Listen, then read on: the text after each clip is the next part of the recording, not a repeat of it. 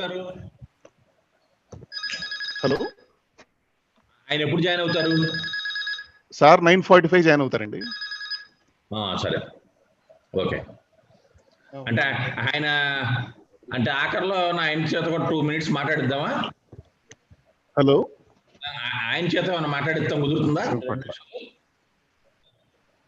వినపడుతుందండి? Hello, okay sir, ఇప్పుడు వినపడుతుందండి. అంటే సార్ వినిపిస్తుంది. 2 నిమిషాలు మాట్లాడతారా అంటున్నా. హలో, అది శర్మ గారు ఏమన్నా 2 సార్ మీ నిమిషాలు వాయిస్ బ్రేక్ అవుతుంది సార్. హలో, కాదండి, శర్మ గారు తర్వాత జాయిన్ అవుతారు. ఇక జాయిన్ అవుతారా? సరే, ఓకే. జాయిన్ అవుతారు శర్మ గారు. Okay, okay.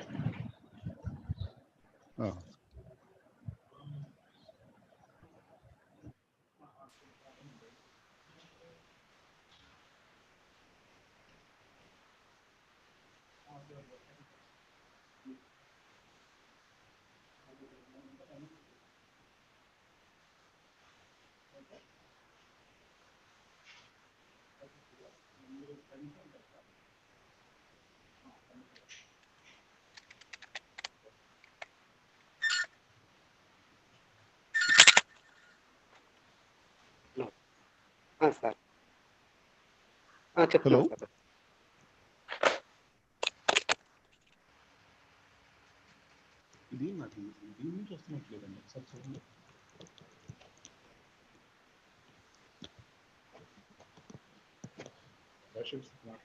Hello sir, Rajasekhar sir. Sir చెప్పండి సార్. సార్ అది ఆడియో టెస్ట్ చేస్తున్నాను సార్, అది ఒకసారి చెక్ చేస్తున్నాను. Okay okay okay. ఎక్కడున్నారు సార్ మీరు ఇప్పుడు? రాజశేఖర్ సార్, సురేష్ గారు ఇక్కడ నా దగ్గర ఉన్నారులేండి. సార్ అంటే మన ప్రిన్సిపల్ గారిది అంత లో ఉంది సార్ వాయిస్. మరి ప్రిన్సిపల్ గారిది లోగా ఉంది, మరి మల్లయ్య గారు ఇక్కడ నా దగ్గర నుంచి కూడా చూసి ఓకే చెప్పేశారు. కాదండి, రామకృష్ణ గారు ఇప్పుడు వినపడుతుందా? మీది ఎట్లయినా వాయిస్ బ్రేక్ అవుతుంది సార్. ఇప్పుడు మళ్ళీ ఇక్కడే మీది ఉన్నాడు. పూర్తి క్లారిటీ లేదండి. మీది పూర్తి క్లారిటీ లేదు సార్ ప్రిన్సిపల్ గారు. సార్ మళ్ళీ మాట్లాడుతున్నా అండి. చెప్పండి సార్, మల్లయ్య గారు చెప్పండి. రామకృష్ణ గారిని మొబైల్ వింటున్నాను సార్. సార్ వాయిస్ క్లారిటీగా ఉంది సార్. అంటే రాజశేఖర్ గారు కూడా సేమ్ ప్రాబ్లం ఎక్స్ప్రెస్ చేస్తున్నారు. అంటే అక్కడ స్పీకర్ ప్రాబ్లమ్, ఇక్కడ నేను మొబైల్లో సార్ మాట వింటున్నాను, బాగా క్లారిటీగా ఉంది సార్. ఓకే ఓకే, ఇక్కడ నా దగ్గర అది ప్రాబ్లం ఉంది. లేదండి, క్లారిటీ ఉంది. ప్రిన్సిపల్ గారి క్లారిటీ ఉంది. వినపడుతుందా ప్రసాద్? వినపడుతుంది, క్లియర్ గానే ఉంది. హెడ్ ఫోన్స్ లో క్లియర్ గానే ఉంది.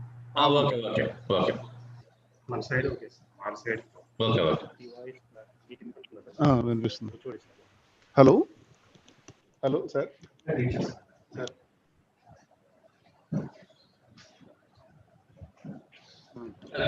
మళ్ళా 8 అంట. 8 ఇక్కడ కూర్చోండి. 8 అబ్బాయి ఏముంటుంది అక్కడ కూర్చున్నప్పుడు ఇక్కడ కూర్చో.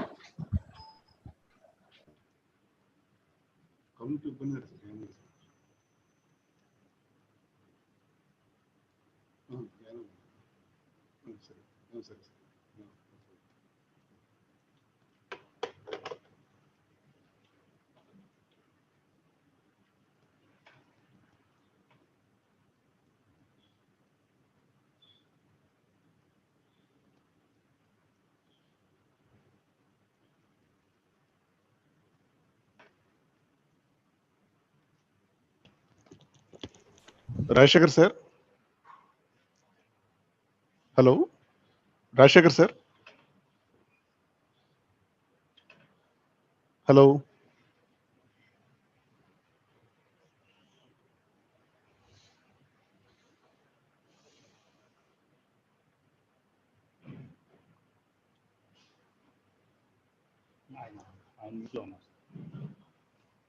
Rajasekhar sir.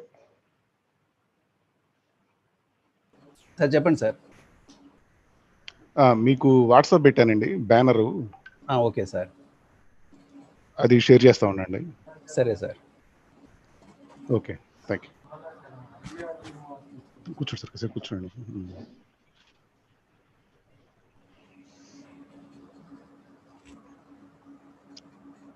ఋషేంద్ర Babu sir.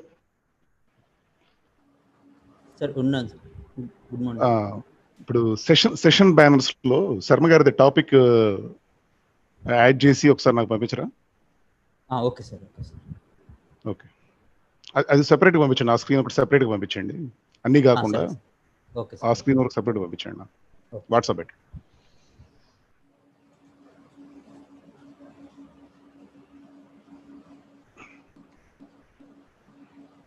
Sir ఇది 9, 10 రెండు ఉన్నాయి సార్. సార్ 9, 10 రెండు ఫైల్స్ పంపించారు కదా సార్. ఇప్పుడు లేటెస్ట్ గా వచ్చింది కదా, అది అదే బ్యానర్. 9 ఒకటి, 10 ఏమో ఇనాగరల్ సెషన్ ఉంది, షెడ్యూల్ అని ఉంది. 9 ఇనాగరల్ సెషన్ డిఓసి ఉంది. ఏది పెట్టాలి సార్? 9 పెట్టాలి. Okay sir. అంటే పీడిఎఫ్, అదే మామూలుగా వర్డ్ డాక్యుమెంట్ పర్లేదు కదా, అది షేర్ వర్డ్ డాక్యుమెంట్ వచ్చాయి సార్. సరే సార్, అంటే యాక్చువల్ పీపీటీ అయితే బాగుండేది. సరే సార్.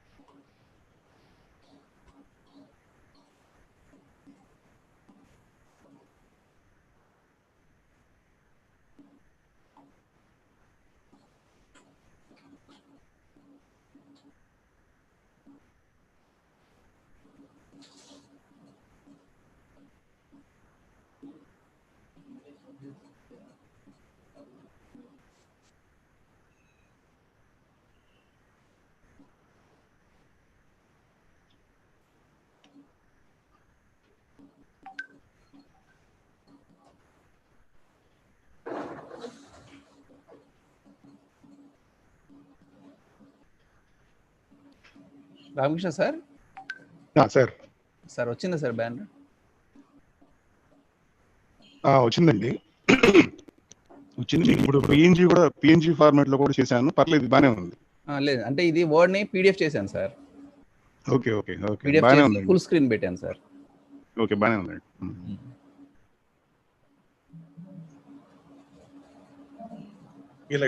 9 అయిందండి. ఓకే కృష్ణ గారు sir. Our chief guest joined. Good morning Desaji. Good morning. Good morning Ravindra Babu. Good morning. So just within 5 minutes we'll start, sir. Okay, no issue.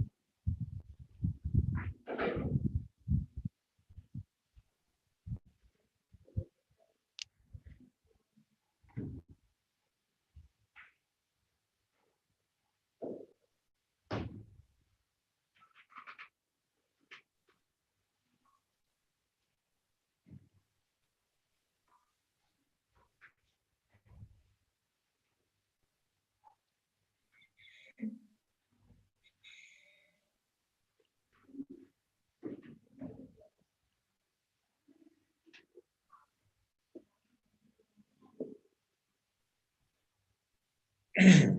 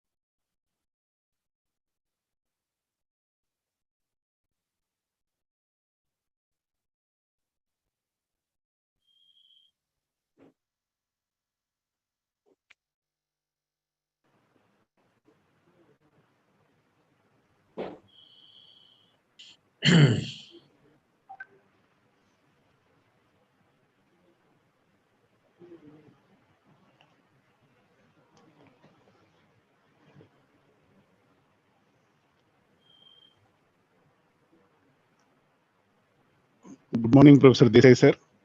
Good morning. Good morning. Yes, sir.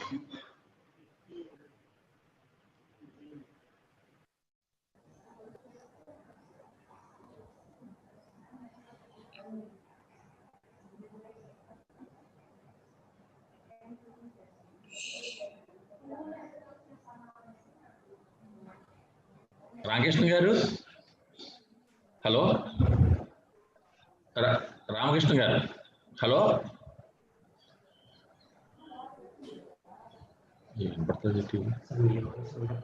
Hello, sir. Ramakrishna garu, Hello. you can start. Okay, sir. Thank you, sir. Chief guest is having another assignment there. Okay. Okay, sure, sir. Sir, Ramakrishna sir. Subhash madam. Sir. అది screen ఉంది చూడండి, screen తీసేయాలి చూడండి.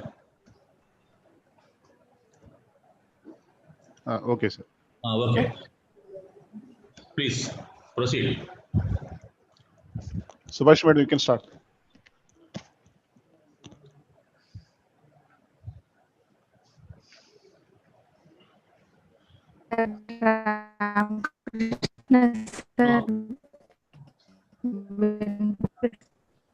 Clarity లేదు రామకృష్ణ గారు. Subhash madam. Good morning, everyone. Okay. Myself, T. Subhashni, working as assistant professor in the Department of ECE, Gudlawalleru Engineering College, Gudlawalleru.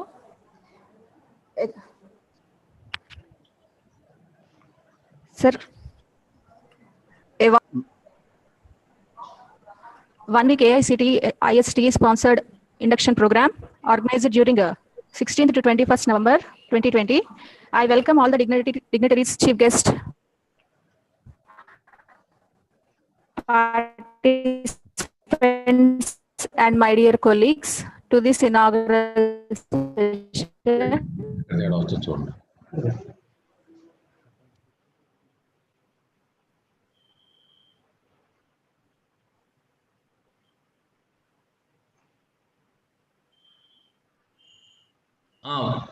Subhashini please.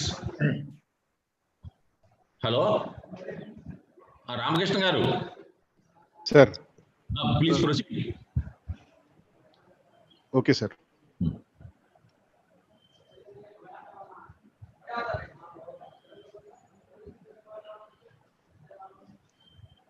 Voice రావట్లేదు. సుభాష్ని please proceed. Sir, I request Dr. Y. Ramakrishna sir, Professor of ECE and coordinator of this online induction program, to give his opening remarks. Thank you, madam. Respected principal, vice principals, HODs, mentors, my colleagues, friends, participants, and today's chief guest, Professor Desai, and the participants across India. A warm welcome to you all for this inauguration of AICTE ISTE sponsored 1 week online induction program on millimeter wave frequencies. My special thanks to the principal of this college, Professor P. Ravindra Babu, who is the man behind this event and also the man behind this grand inaugural function with a guest from highest post of ISTE. I sincerely appreciate the enthusiasm of the participants in the field of RF communications, millimeter waves, and terahertz communications. We have received more than 200 registrations from all corners of the country, particularly from teaching faculty and research scholars. However, we could able to accommodate 100 participants only as per the guidelines of the sponsoring authorities. The Indian Society for Technical Education, ISTE, is the leading national professional non-profit making society for the technical education system in our country, with the motto of career development of teachers and personality development of students and overall development of our technical education system. My sincere thanks to ISTE for sponsoring this event of our college under AICTE ISTE Refresher Induction Program Scheme.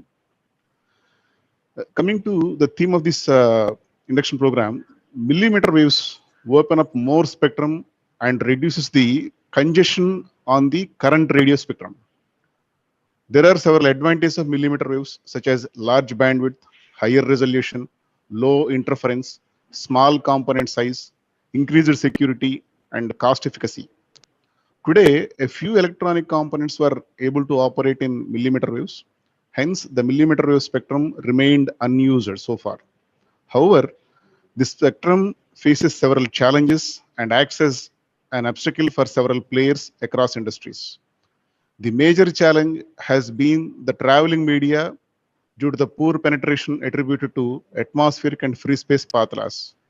Some of the challenges faced by millimeter waves include atmospheric absorption, free space loss, scattering, and signal due to rain. Absorption increases at 24 and 60 gigahertz.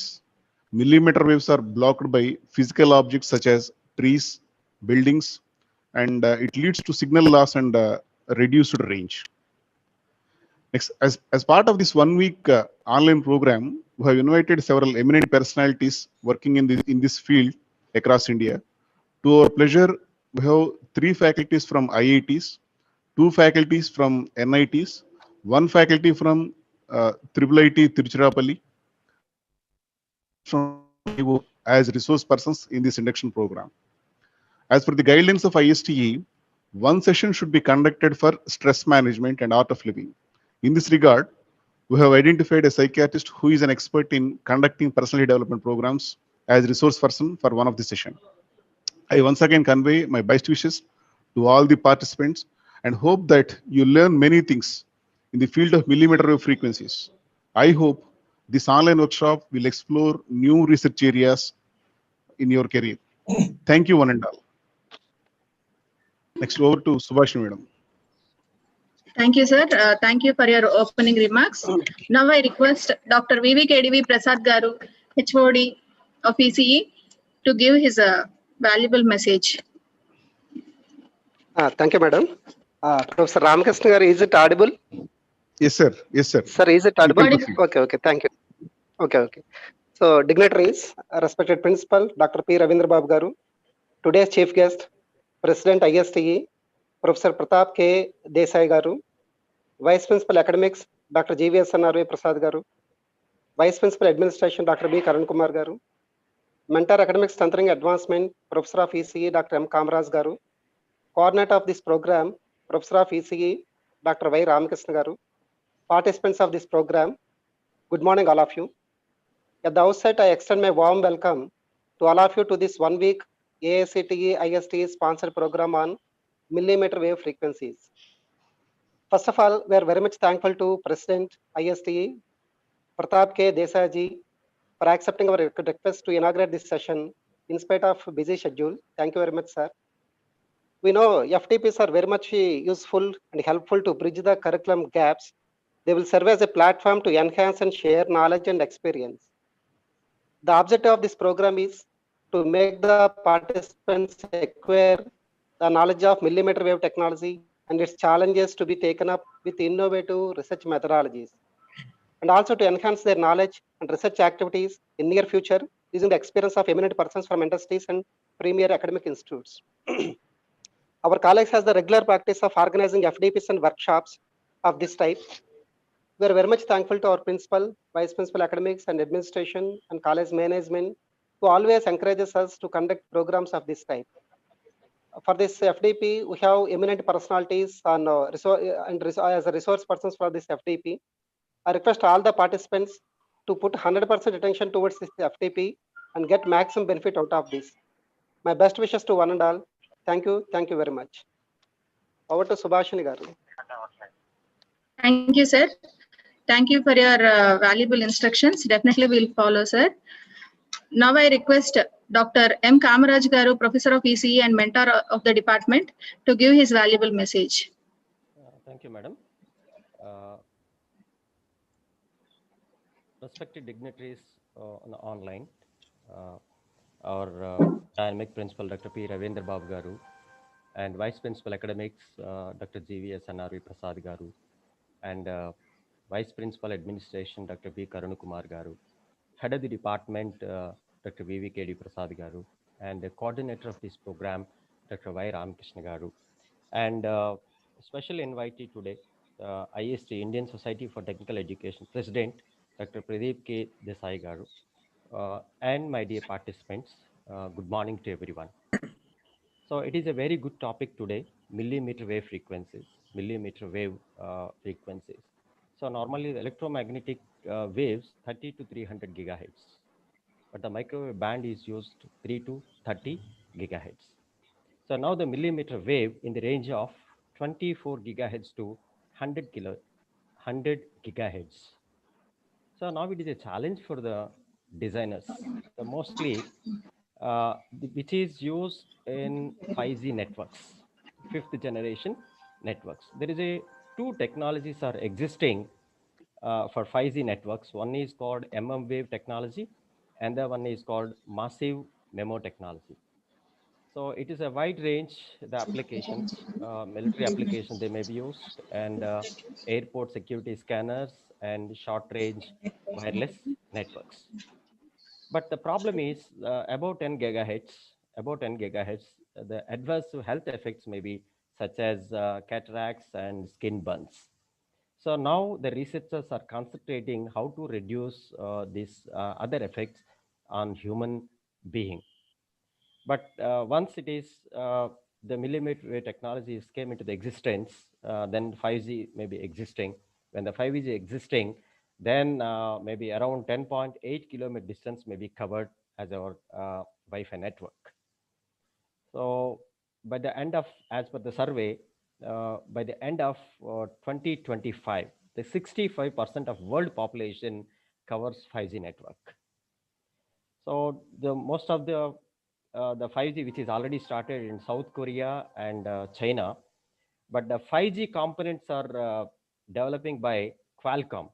So particularly in the development of 5G chips. Other companies also involved in Samsung, Huawei companies also. So it is a good opportunity for the participants to learn about this wave frequencies, millimeter wave frequencies. I request all the participants, please interact with the resource persons, because of the resource persons are drawn from NITs and IITs. I congratulate the team of Department of ECE, particularly the coordinator, Dr. Y. Ramakrishna Garu, arranging this program to enlightening the latest technologies which is useful for 5G networks. Thank you for this opportunity speaking with you. Thank you. Thank you, sir. Thank you for your valuable message. Now I request Dr. B. Karun Kumar Garu, Vice Principal Administration, to give his valuable message. Respected Principal Dr. Ravindra Babu and the chief guest of this inaugural session, esteemed Professor Desai Garu, and my dear colleague friends, and the ladies and gentlemen, those are participating in this event of inauguration. I do congratulate Department of ECE for getting sanctioned this ACT IST workshop on a most useful and thought-provoking topic, millimeter wave frequencies.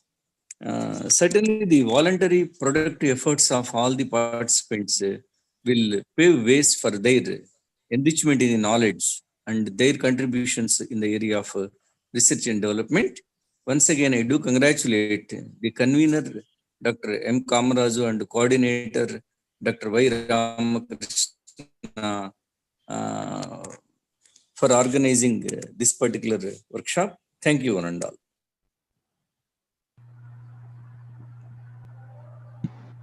Thank you, sir. Thank you for your valuable message. Now I request Dr. GVS NRV Prasad Garu, Vice Principal Academics, to give his valuable message. Thank you, madam, for inviting me for my message. Our coordinator for this 1 week workshop, FTP program, and millimeter wave frequency, Dr. Y. Ramakrishna Garu, head of the department, Dr. V.V. Prasad Garu, M. Kamaraj Garu, mentor of ECE, and Dr. B. Karun Kumar Garu, Vice Principal Administration, and our beloved Principal, Dr. P. Ravindra Babu Garu, and today's chief guest, Dr. P.K. Desai Garu, and other participants of the today's inaugural session. Good morning to all of you. In the present digital era, I think with the words of the coordinator in the introductory note, the millimeter wave frequency plays a vital role. So because we require the communication for anything, so without communication we cannot survive. So that's the reason why I think this is the latest emerging area where we need to concentrate. So I thank the IST and AICTE for sponsoring this type of faculty development programs. So I expect all the faculty members will get benefit, and it will reach to the student community also. Thank you very much for inviting me for this inaugural session. All the best. Thank you.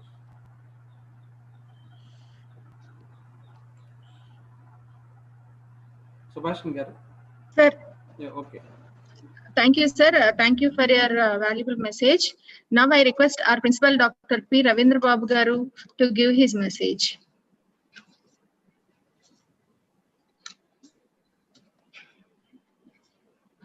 Sir, mute lo unnar, sir. Good morning, everybody. Very happy to see my dearest friend, long-time associate for the last 20 years, Dr. Desai ji, a family from freedom fighters, and very happy to say that the sanction of my team to this college. Almost all for the last 250 days, we are struggling a lot in the corona pandemic situation. I hope all the participants, all the guests who are having good health, assuming that. So we have invited the most of the resource persons from NITs and IITs industries. Today, very happy to see that one of the speaker for today's session is NVSS Sarmagaru, for Director Tribulity Tiruchirappalli. So as far as the topic is concerned, the millimeter wave frequencies. So as already some of the members already conveyed that now the 2G, 3G are going on, 4G is going on. Now at present, the most apt is 5G technologies. So very fast technology is required now as far as the frequencies is concerned. Most apt topic today's. Again, it will be useful for fast tracking, military operations, Internet of Things, and mostly the most of the applications. So in this prevailing topic, as far as our college is concerned, 23 years of journey completed, 4 times NBA accredited under Tier 1. So this is the college where the quality of education is moving on. Every day we are thinking about the quality. So the only IST, like ISTE, it is the only organization at the national level which is organizing and which is nearest to the teacher community. So once again, thank you very much, Desai ji. Again, I welcome you all. Even I am assuming that in the future, you need to come to our premises also. Okay, I wish you all the best. Thanks. Thank you all. Over to Subhashni. Thank you, sir. Thank you for your valuable message and your best wishes. Now I request Mrs. B. Nagasirisha Madam, Assistant Professor of ECE, to introduce today's chief guest. Good morning to everyone. Myself, Nagasirisha, Assistant Professor of ECE Department. It's my pleasure to introduce today's chief guest, Dr. Pratap Singh Kaka Saheb Desai, President, Indian Society for Technical, ISTE, New Delhi. Dr. Pratap Singh K. Desai completed his PhD from Shivaji University, Kolhapur. He has completed master's degree and MBA. He is the son of Sri Krantivir Kaka Saheb Desai, the most sought freedom fighter. The Desai family rendered 5 freedom fighters to nation, and he was raised with strong values and principles. He has a prominent background of social reforms, patriotism, and education. Dr. Pratap Singh Kaka Saheb Desai is working on design and development of femur-bone prosthesis research. He delivered keynote address in India and abroad in conferences. Especially his deliberation on opulent Indian education and its history is highly revered. He has a numerous national and international research papers to his credit. Dr. Pratap Singh Kaka Saheb Desai has actively participated as a member of All India Federation for Polytechnic Teachers Association. During his tenure in various organizations, he was instrumental in advocating the issues of granting pay band 4 to all engineering and polytechnic colleges.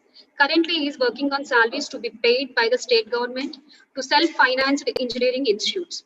He is a member of various committees and task teams constituted by the government of Maharashtra. Dr. Pratap Singh Kaka Saheb Desai attended and participated as a member of Indian delegation on various international meets such as World Engineering Education Forum, International Federation of Engineering Education Societies, Global Engineering Deans Council in countries like US, Canada, England, France, Germany, Argentina, Brazil, China, etc. Dr. Pratap Singh Kaka Saheb Desai is the youngest ever president of the prestigious organization ISTE New Delhi, past vice president of ISTE also. ISTE Executive Council member for 2 terms. He is a member representing India in Global Deans Council, and also he is a chairman Indian Engineering Deans Council, and he is a member of Governing Council Engineering Staff College of India.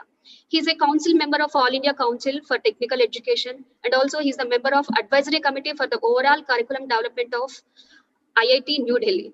He is a convener, Maharashtra State Technical Teachers Association, and also he is a president of Mauni Vidyapit Staff Association.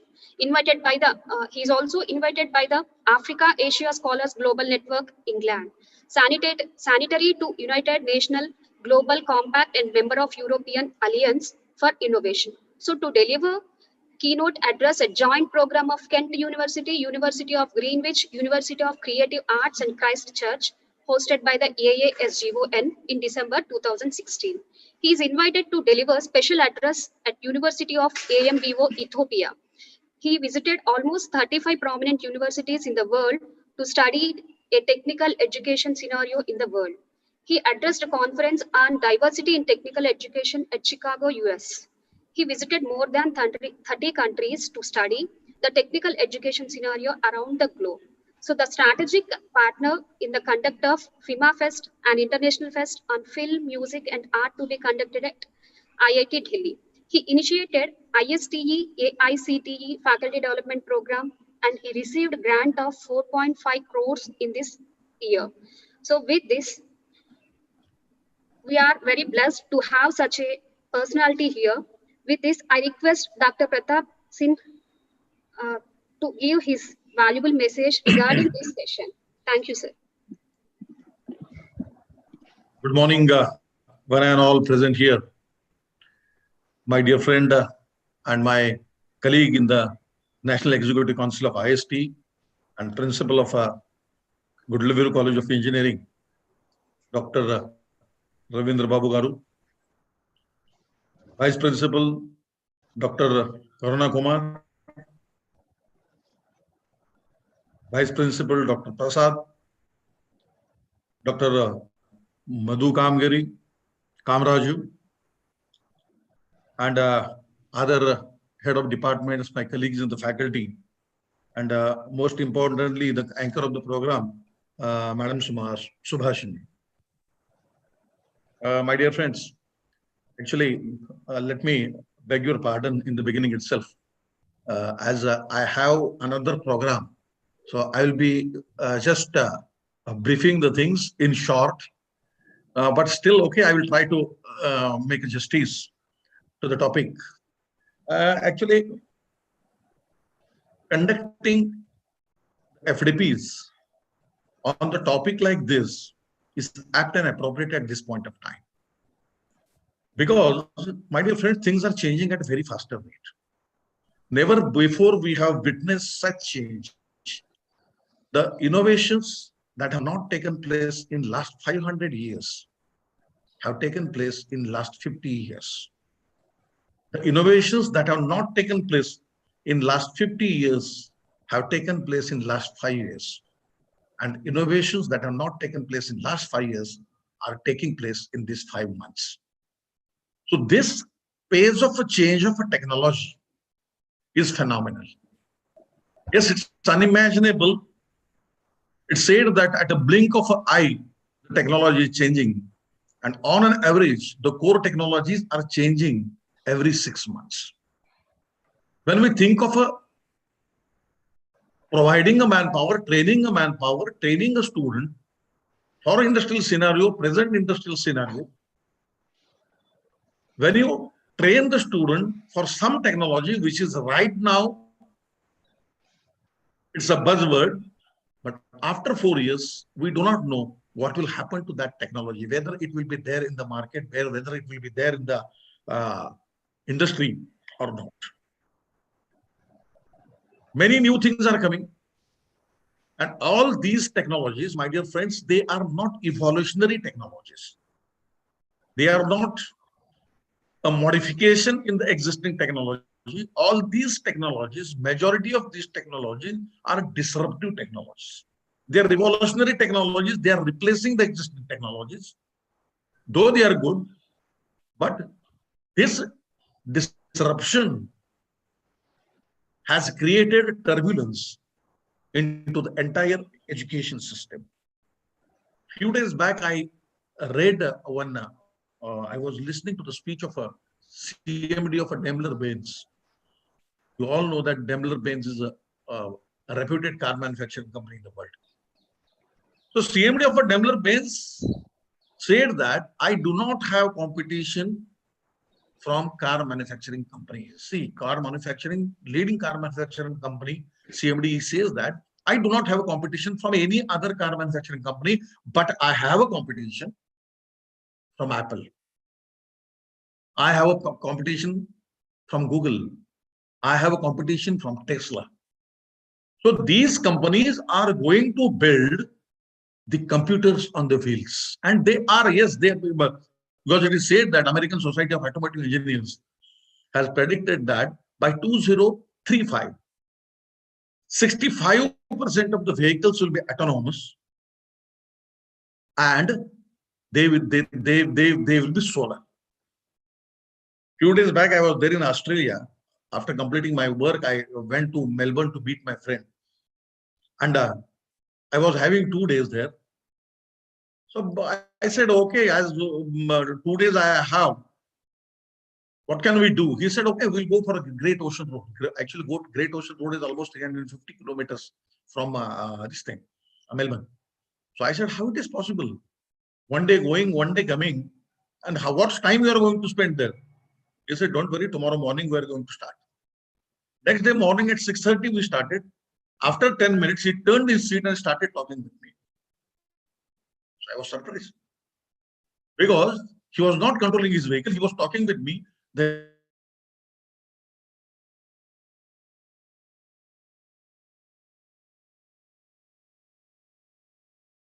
vehicle was capable .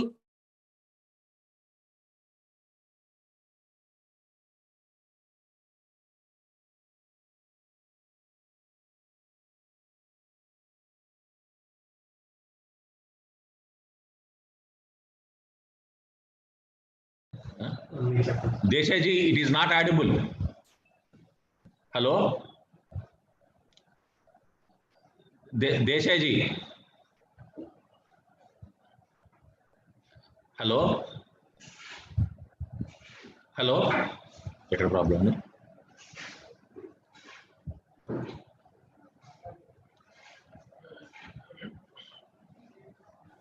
Desai గారి దగ్గర network issue ఉందండి. Okay. మన voice వినపడుతుందా ఆయనకి? మీది వినిపిస్తుంది sir. కాదు ఆయనకి. అదేనండి, అది దేశాయ్ గారికి తెలియట్లేదు మరి అక్కడ సార్కి నెట్వర్క్ ఏమైనా డౌన్ అయిందా? సార్ దేశాయ్జీ కాల్ చేయండి సార్. డిస్కనెక్ట్ అయ్యారు. డిస్కనెక్ట్ అయ్యారా? మళ్ళీ అవుతారా? ఆయన తెలిసిందా? డిస్కనెక్ట్ అయ్యారు అయితే? డిస్కనెక్ట్ అయ్యారు సార్. అయితే అవుతారులేండి మళ్ళీ.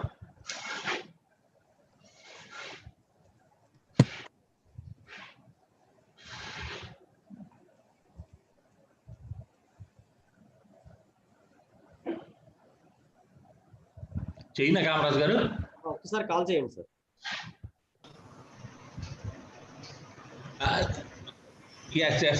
Okay please join. Okay Kamaraj గారు జాయిన్ అవుతానన్నారు. Okay sir thank you sir.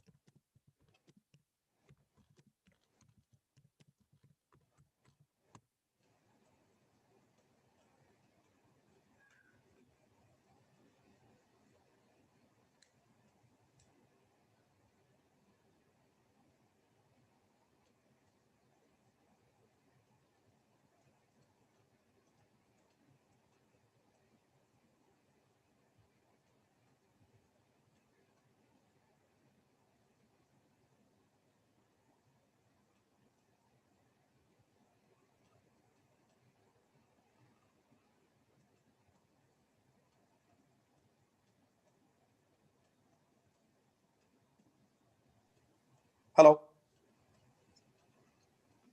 Hello. Please proceed, sir. Yes, am I audible? Yeah. Please Okay, proceed, sir. okay. So I was talking about the new technologies that are coming into the market. All these technologies are disruptive technologies. And the situation is nobody is in the position to predict what is going to come into the near future. If suppose we have to train our students for next 5 years, because our gestation period is for 5 years, we prepare our students in 4 years. When they enter into the college and go out of the college, that span is 4 years. But no industry is in the position to predict what exactly is going to happen after 5 years, after 4 years. So it's a toughest challenge before all of us to prepare our students for the technologies which are not yet developed, to prepare our students for the problems which are not known. Our condition is more dangerous than Arjuna. Arjuna participating in Draupadi Swayamvara, because Lord Arjuna was in the position to see at least, I do not know whether he was in the position to see the eye of the rotating fish, but at least he was in the position to see the rotating fish into the pot placed before him. Our situation is more critical because we do not know what exactly is going to happen. And therefore, it's a need of a time that each one of us has to be adaptable at every instance of a time. We have to be very sensitive towards the environment. We must know what exactly is going around in the industry. What are the issues? What are the problems of the people? The technocrat must know all these things. Once you know the problem, unless you know the problem, you cannot go for its solution. So I think upgradation, upskilling of the teachers is the most important thing at this point of time. Imaginative technologies are coming. I will just give you an example of the imaginative technology. It's just ancient. I'm just trying to correlate it in the present situation. You all know about the Meghdut, Kavya Meghdut, written by Kalidasa. So Meghdut was written thousands of years back. Theme of that poem, that Kavya, it was when actually Kuber used to live in Nepal at that time, now Nepal. And he used to perform the puja every day of Lord Indra. And he assigned a duty to one of the yakshas to bring fresh flowers every day to perform puja. One day, the yaksha gets married. And as usual, one day he comes bit late.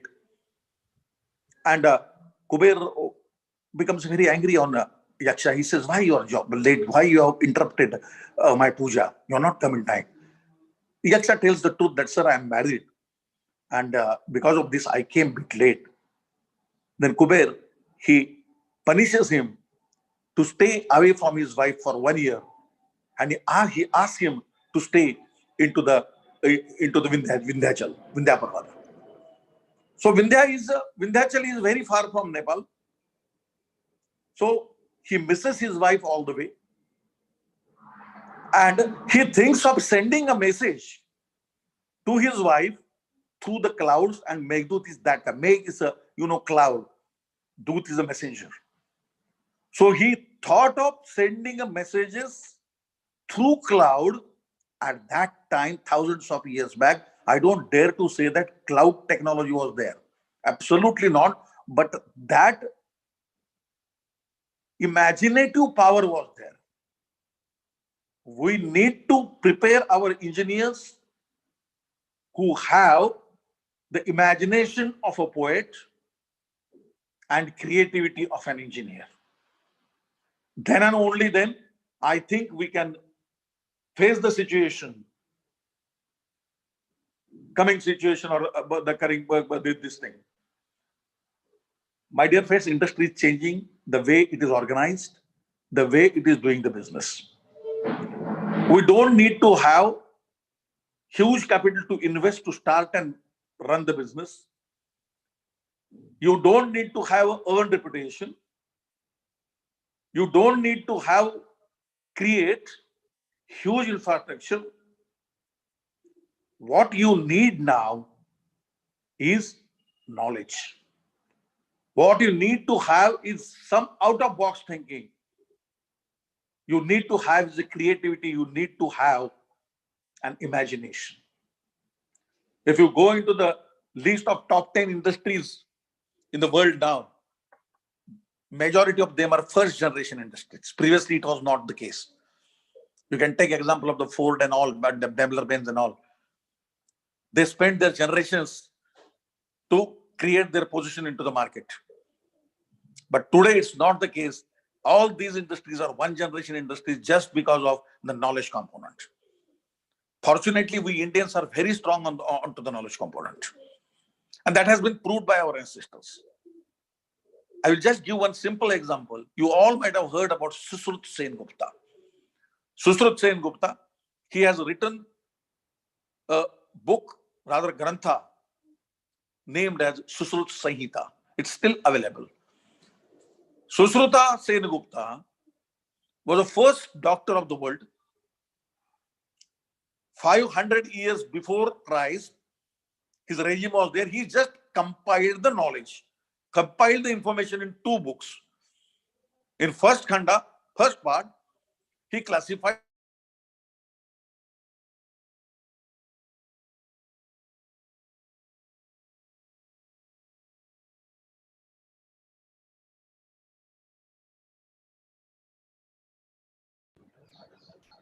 Hello? Hello? Hang in it also. Hello? Hang in there.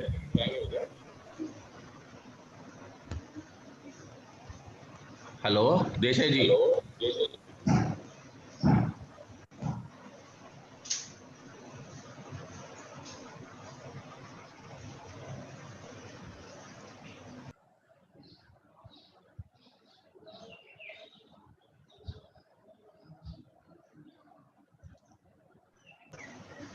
Disconnect అయిపోయారు sir. Disconnect అయిపోయారు. అదే sir చూద్దాం 2 minutes.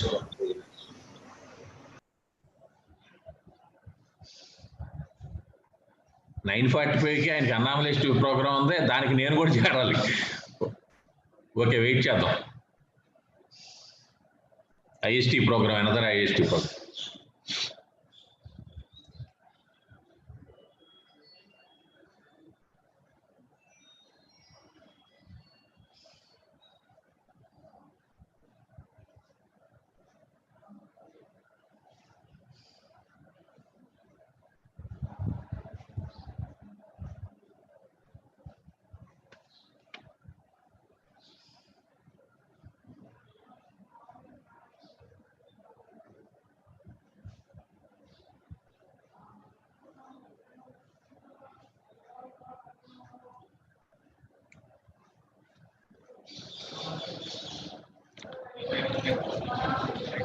Okay okay okay, మళ్ళీ చేరతారంటండి. Net problem ఉంది, నేను చేరతానన్నారు. Okay sir, wait చేద్దాం.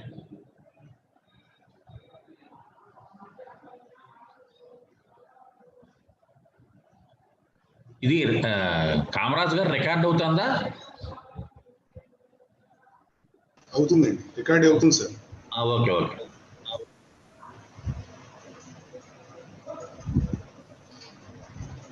First speaker Sharma గారు జాయిన్ అయ్యారండి. అలాగే, ఆయన చేసేస్తారు. ఆయనకి ఫోన్లో వస్తున్నట్టు ఉండే. జాయిన్ అయ్యారు. Welcome ji, Desai ji. Hello Ravindra Babu, am I audible? Yes, audible. Hello. Audible, sir. Audible, sir. Am I audible? Yes, audible. You please unmute. I'm not getting you. ఏమండి మీరు ఎవరైనా రెస్పాండ్ అవ్వండి, నాది అన్మ్యూట్ Sorry, అయింది. it is audible, sir. Audible sir. Sir, it is Okay, audible, sir. So I'm very sorry.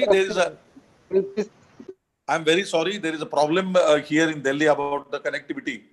So if the condition is in the capital is like this, we just can think about the rest of the country. Okay, I was talking about Sushrut Sengupta, who performed the first cataract surgery of the world. You all might knowing about the Kautilya's Arthashastra. Kautilya is nickname of Arya Chanakya. Arya Chanakya, he wrote a book on Kautilya's Arthashastra. It's not a book on economics. It's not a book on the economics. It's a book containing 14 different branches of even it includes metallurgy and mining. He talked about the systematic extraction process of almost 7 metals. So that was the technology. You come ahead, and at the year of the Christ, Aryabhatta, who gifted the magical figure of 0 to the world mathematics, he was not a mathematician, he was an astrophysicist.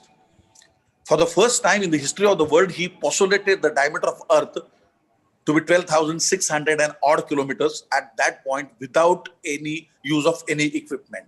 And NASA has recently confirmed that. So that was the technology we were having. But unfortunately,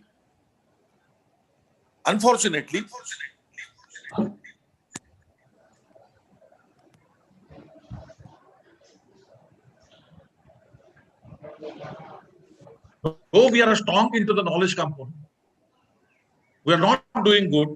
And this is because of 3 reasons. Number 1, we are mistaking knowledge with the information. Number 2, because what we give, what we tell into the college, what we deliver into the class is information. It's the information, it's not the knowledge. And students are not at all interested in getting the information, because they feel that at a click of a mouse, the information is available. Actually, when student thinks upon the information, what he has, the information gets converted into the knowledge. And when the knowledge is used to solve the real life problems, it becomes a technology. And I think that is the real job of an engineer, to convert information into the knowledge and knowledge into the technology. And I think that is a role we people have to play to create or to prepare our engineers to face the future problems.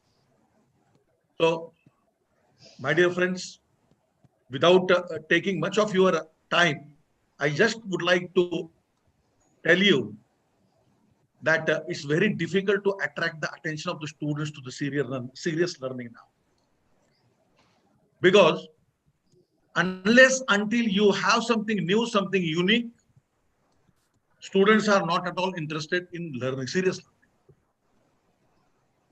Even flower has to have a fragrance to attract the honeybees. Flower has to have honey to attract the honeybee. Like that, we have to experiment the different things. Second important, because student, the motivation of the education itself has changed. Very poor motivation of the education. A survey was conducted on the students studying in IITs and NITs. 6,700 students were asked one question, that what is the purpose you studying in this institution? And 87% of the students gave similar type of answer. And the answer was, hey, we are studying in this institution to get a good job, to get a good salary. When the cream of a nation thinks of getting a job and earning a salary, then where is the appetite for research and where is the appetite for innovation? I think to me, there are 3 types of students. Number 1 is the wonder makers. Number 2, those who see what has happened, how the wonder has happened. And number 3, they wonders how wonder has happened. So my dear friends, the class or the category of wonder makers is less. It's a hardly 7 to 8%. And those who observe, those who try to follow the technology, that is almost 65% students are there. And rest 30%, 28 to 30% students, they wonder how it has happened. So that is, so motivation of the cream is just to earn the job, and therefore it has increasing the pressure onto the job market. Nobody wants to take a risk because they want a secure future. So they want a safe this thing. I will give you one simple example. It will take 2 minutes. 2 years back, I was in my house for almost 8 days, and my wife told me, "Okay, the basin tap, it's leaking," and she asked me to call plumber. So I called few of my friends and got some numbers, and I tried to call them. One plumber I got, he told me, "I'm coming tomorrow." It was a Monday. Then Tuesday he said, "I'm coming tomorrow." Like that, he came on Saturday. I told him that the tap is leaking, the washer may be failed, you just change it. He said, "Yes, washer is failed, I will just change it." He changed it within 5 minutes. He changed that within 5 minutes. And he asked me for 500 rupees. I said, 500 rupees for one washer of costing 5 rupees, and that to 5 minutes. Then he told me, "Sir, I read your board that you are an engineer, that too mechanical engineer. You knew that washer is failed. The cost of the washer is 5 rupees. Then why you were behind me for 5 days?" Then I asked him, "Baba, how many calls you do per day? In one day, how many calls you do?" He said, "Sir, I almost 10 to 15 calls I do." So teacher in mathematician in me evoked. I just calculated 15 multiplied by 5, 7,500 rupees per day. So 5,000, okay, at least 5,000. So it's 1,50,000 rupees per day, per month. The salary, it's a direct take home salary, no tax, nothing. I said, "You are earning more than me almost. You are a great person." He said, "No, sir, I don't do it entire week. I do only it on Saturday and Sunday." Then I asked him, why, what you do on other days? He said, "Sir, I work in the municipal corporation." I was shocked. Then I asked him, "What is your post in the municipal corporation?" He said, "I'm a plumber there." Again, it was a shock. I said, "Okay, if you are a puncher, what salary you get?" So he said, "Sir, I get 8,000 rupees. Then I said, "Gentlemen, forget about 1,50,000 rupees. The minimum 50,000 rupees you can get with this. Why you are doing the job of municipality?" He said, "Sir, if I leave the job, no father will marry his daughter." That is the mentality. That is a social attitude. We do not want our ward. We do not want our this thing to be an entrepreneur, to take some risk, because we do not teach them to manage the failures. We do not teach them, we do not train them to deal with the failures. My dear friends, if you get anything without failure, it can be victory. But if you get something with successive failures, it makes a history. We need history makers now. This nation makes history makers now. Because whatever is there, we are just following it. And it is said that name a company, any company, multinational company in the world, and you will find 30% of engineers, Indian engineers working there. So almost Indian engineers have occupied the technological driving seat of a technological wagon of the world. So this is the situation, but still on the home grounds, we are not doing good because of these 3 reasons: that knowledge, we are mistaking knowledge with the information, poor motivation. Once Ajam Premji of Wipro has said, the problem with we Indians is not setting up a target and achieving it. Problem with us is setting up a target and achieving it very early. So that is the problem with us. So we have to think big. We have to have a big purpose. If the purpose of your work is bigger, once Tansen was one of the Navaratna of Akbar's Darbar. Tansen used to sing beautifully. Once Badshah Akbar asked him, Tansen, you sing beautifully. Who taught you? He said, Badshah Salamat, Hari Guru Haridas is mine. Then he said, okay, I want to meet him. Call him. He said, no, he won't come. He stays in Vrindavana. He won't come to your Dharma. Badshah said, okay, we will go to his place. And one day they went to the Vrindavana, meet Haridasa. And Akbar requested him to sing a song, sing a Suman Raga for him. He says, Haridasa says, no, I don't sing. And Badshah was disappointed. Tansen gets an idea. Tansen said, okay, Badshah, don't worry, I will sing for you. He starts singing and commits deliberate mistakes. Haridasa stops him. No, I have not taught you like this. And he starts singing. Akbar, after listening him, says that, oh, see, so how fabulous this guy sings. How come, Tansen, you cannot sing like him? Beautiful answer Tansen gave to Badshah. That I sing to satisfy my Badshah, my king. My Guru sings to satisfy the king of the world, Lord Krishna. His purpose is big. His purpose is big, therefore his output is good. His delivery is excellent. So, my dear friends, we have to work for the best purpose, big purpose. We must not teach the students to improve the results. We must not teach the students to make them understand the concept. We must teach with an objective of the betterment of the planet Earth. We must teach them, train them for the betterment of the mankind. If our purpose is big, definitely the output delivery is excellent, it always good. With this, I wish you all the best in all your endeavors. I wish all the success for this program. And I thank AICT and Dr. Professor Anil Sasrabunde, his team, for showing confidence in us, IST, and assigning this responsibility of conducting the FDPs across the country in emerging technologies. Thank you very much. Jai Hind. Thank you, sir. Thank you very much. Really, it's our immense pleasure for having such a legendary and eminent personality as our today's chief guest for the inaugural session of online induction program on millimeter wave frequencies. Sir, we thank for your presence in spite of your busy schedule and giving a valuable message and motivational speech. Sir, your examples of epic stories and correlation to this latest technologies is very awesome, sir. And they are very much thought-provoking. Definitely, we'll do our best to be as a wonder makers, and we'll also think big as per your suggestions. Thank you very much, sir. Thank you very much for your presence and your motivational speech.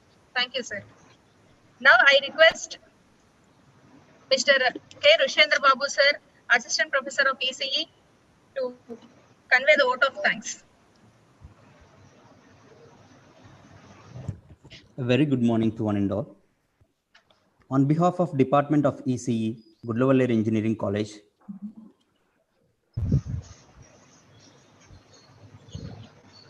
on behalf of Department of ECE, Gudlavalle Engineering College, I consider it a great privilege to propose a vote of thanks to all the dignitaries who have made it convenient to attend this inaugural function of AICTE ISTE sponsored 1-week online induction program. We are deeply grateful to Dr. Pratap Singh Kakasaheb Desai, President ISTE New Delhi, for gracing this occasion as the chief guest. His presence today in this function has immensely enhanced its importance. We are extremely grateful to you, sir, for your insightful address. Thank you, sir. We wholeheartedly thank AICTE and ISTE for sponsoring this program and providing the necessary support and facilities. I also express my sincere thanks to the college management for encouraging and providing wonderful support in all the endeavors whenever necessary. I take this opportunity to thank our principal, vice principals, mentors, HODs of all departments, coordinator of this program, and all our colleagues for their continuous guidance and support in conducting this kind of knowledge enhancement programs. More importantly, I thank all the participants who have taken keen interest in the program and have taken time out of their busy schedule to attend this inauguration and induction program. Thank you one and all. Thank you so much. Over to you, madam. Thank you, Desai ji. All the best for the next program. Okay, please continue the FDP. Invite NVS Sharma garu and conduct the program. Thank you, sir.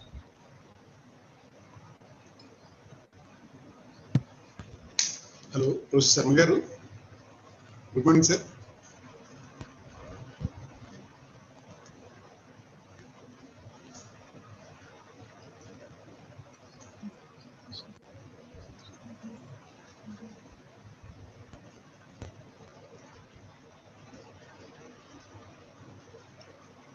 Hello, morning. Hello, morning. Good morning, sir. Morning. Yeah. Morning, everyone. And I think I'm ready. But anyway, just go ahead with your procedures. Yes, sir. Yes, sir. Thank you, sir. Subhashini, madam. Sir. Sir. You can start the procedures, madam.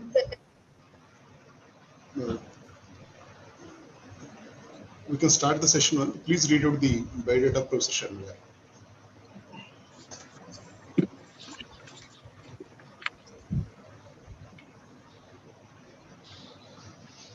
Good morning all.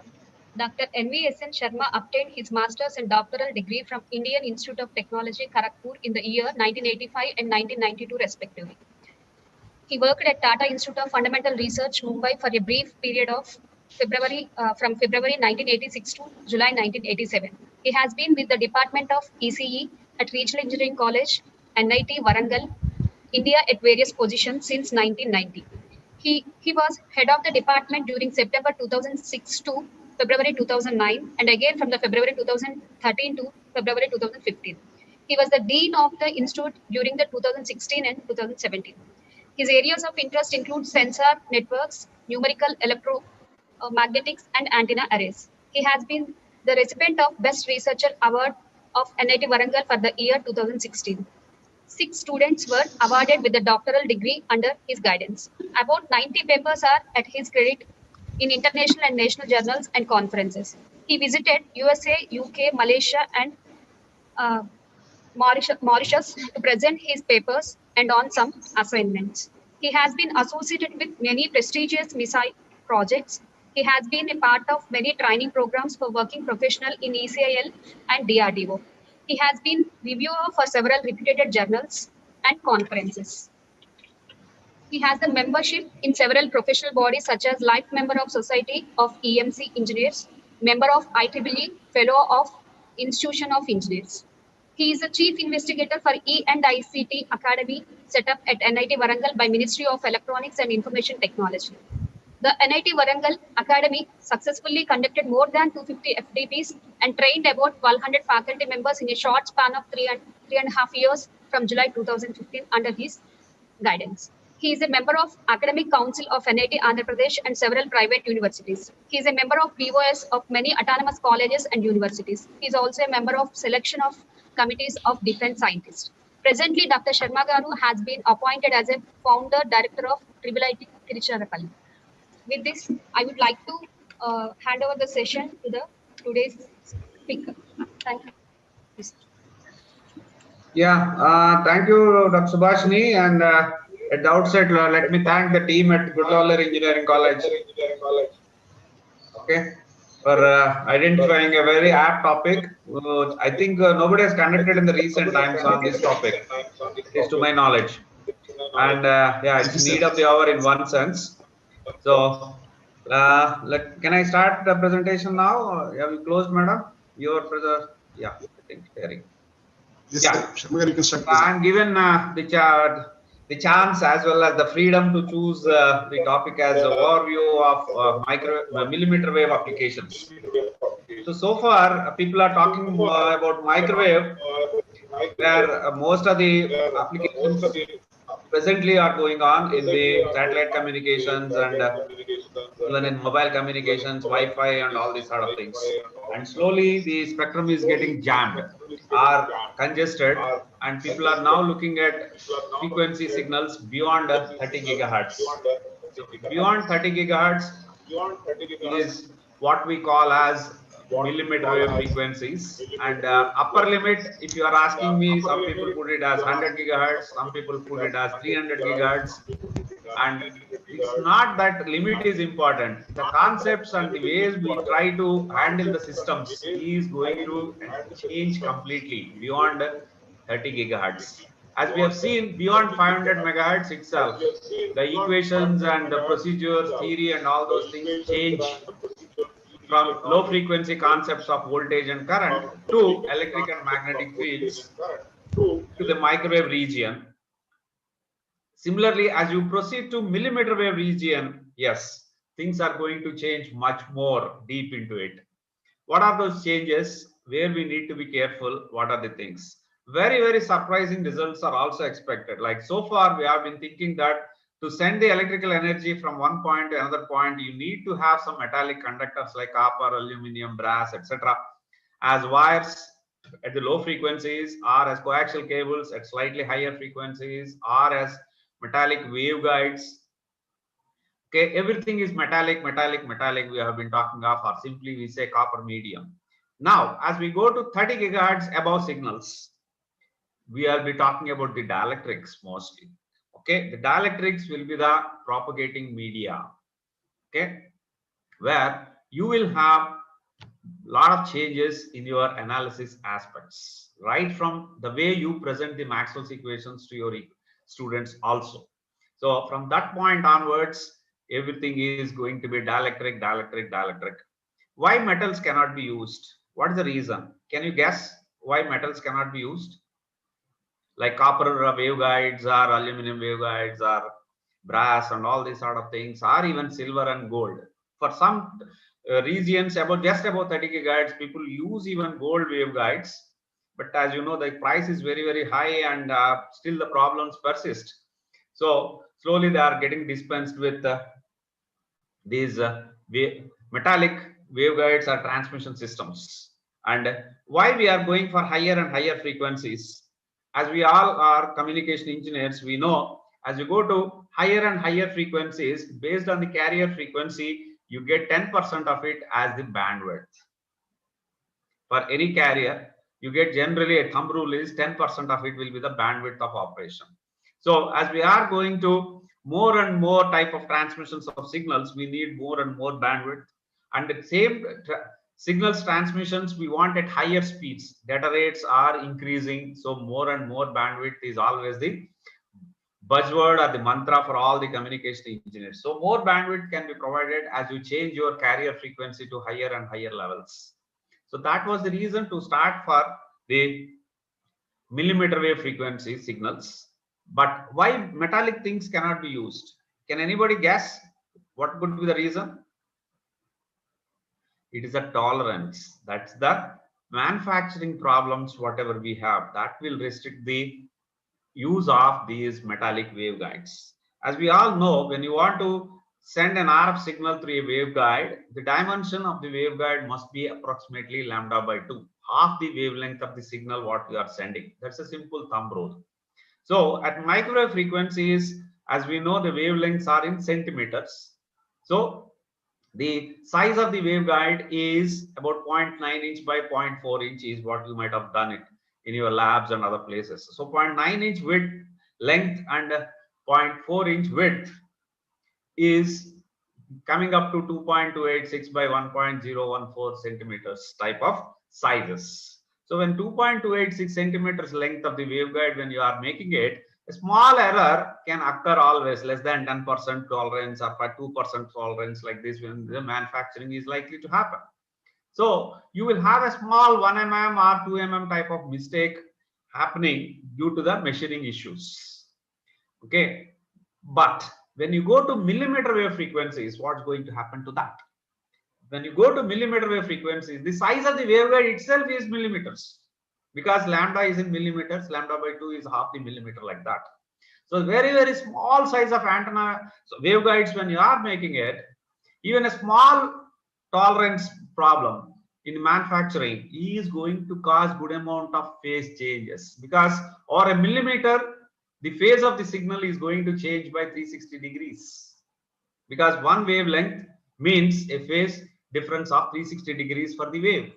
So the phase changes are going to be very, very high due to the manufacturing problems that we get, and less than 1 millimeter size when you are making the system, 1/10 of it or 1/5 of it variations and other things are very, very likely in the manufacturing process. So metallic waveguides are going to be a limitation as you go to higher and higher frequencies. So the other alternative is to go for only dielectric waveguides. As you all know by now, most of you must be teaching optical communication in your 4th year class. So fibers are optical waveguides or dielectric materials only. So what happens there?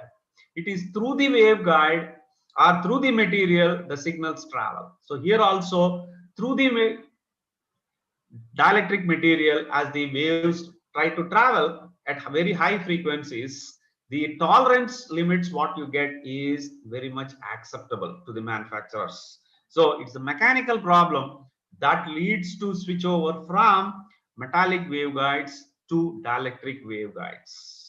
So the whole story gets changed. When you go for a dielectric, there are many things that we have to be considered against this.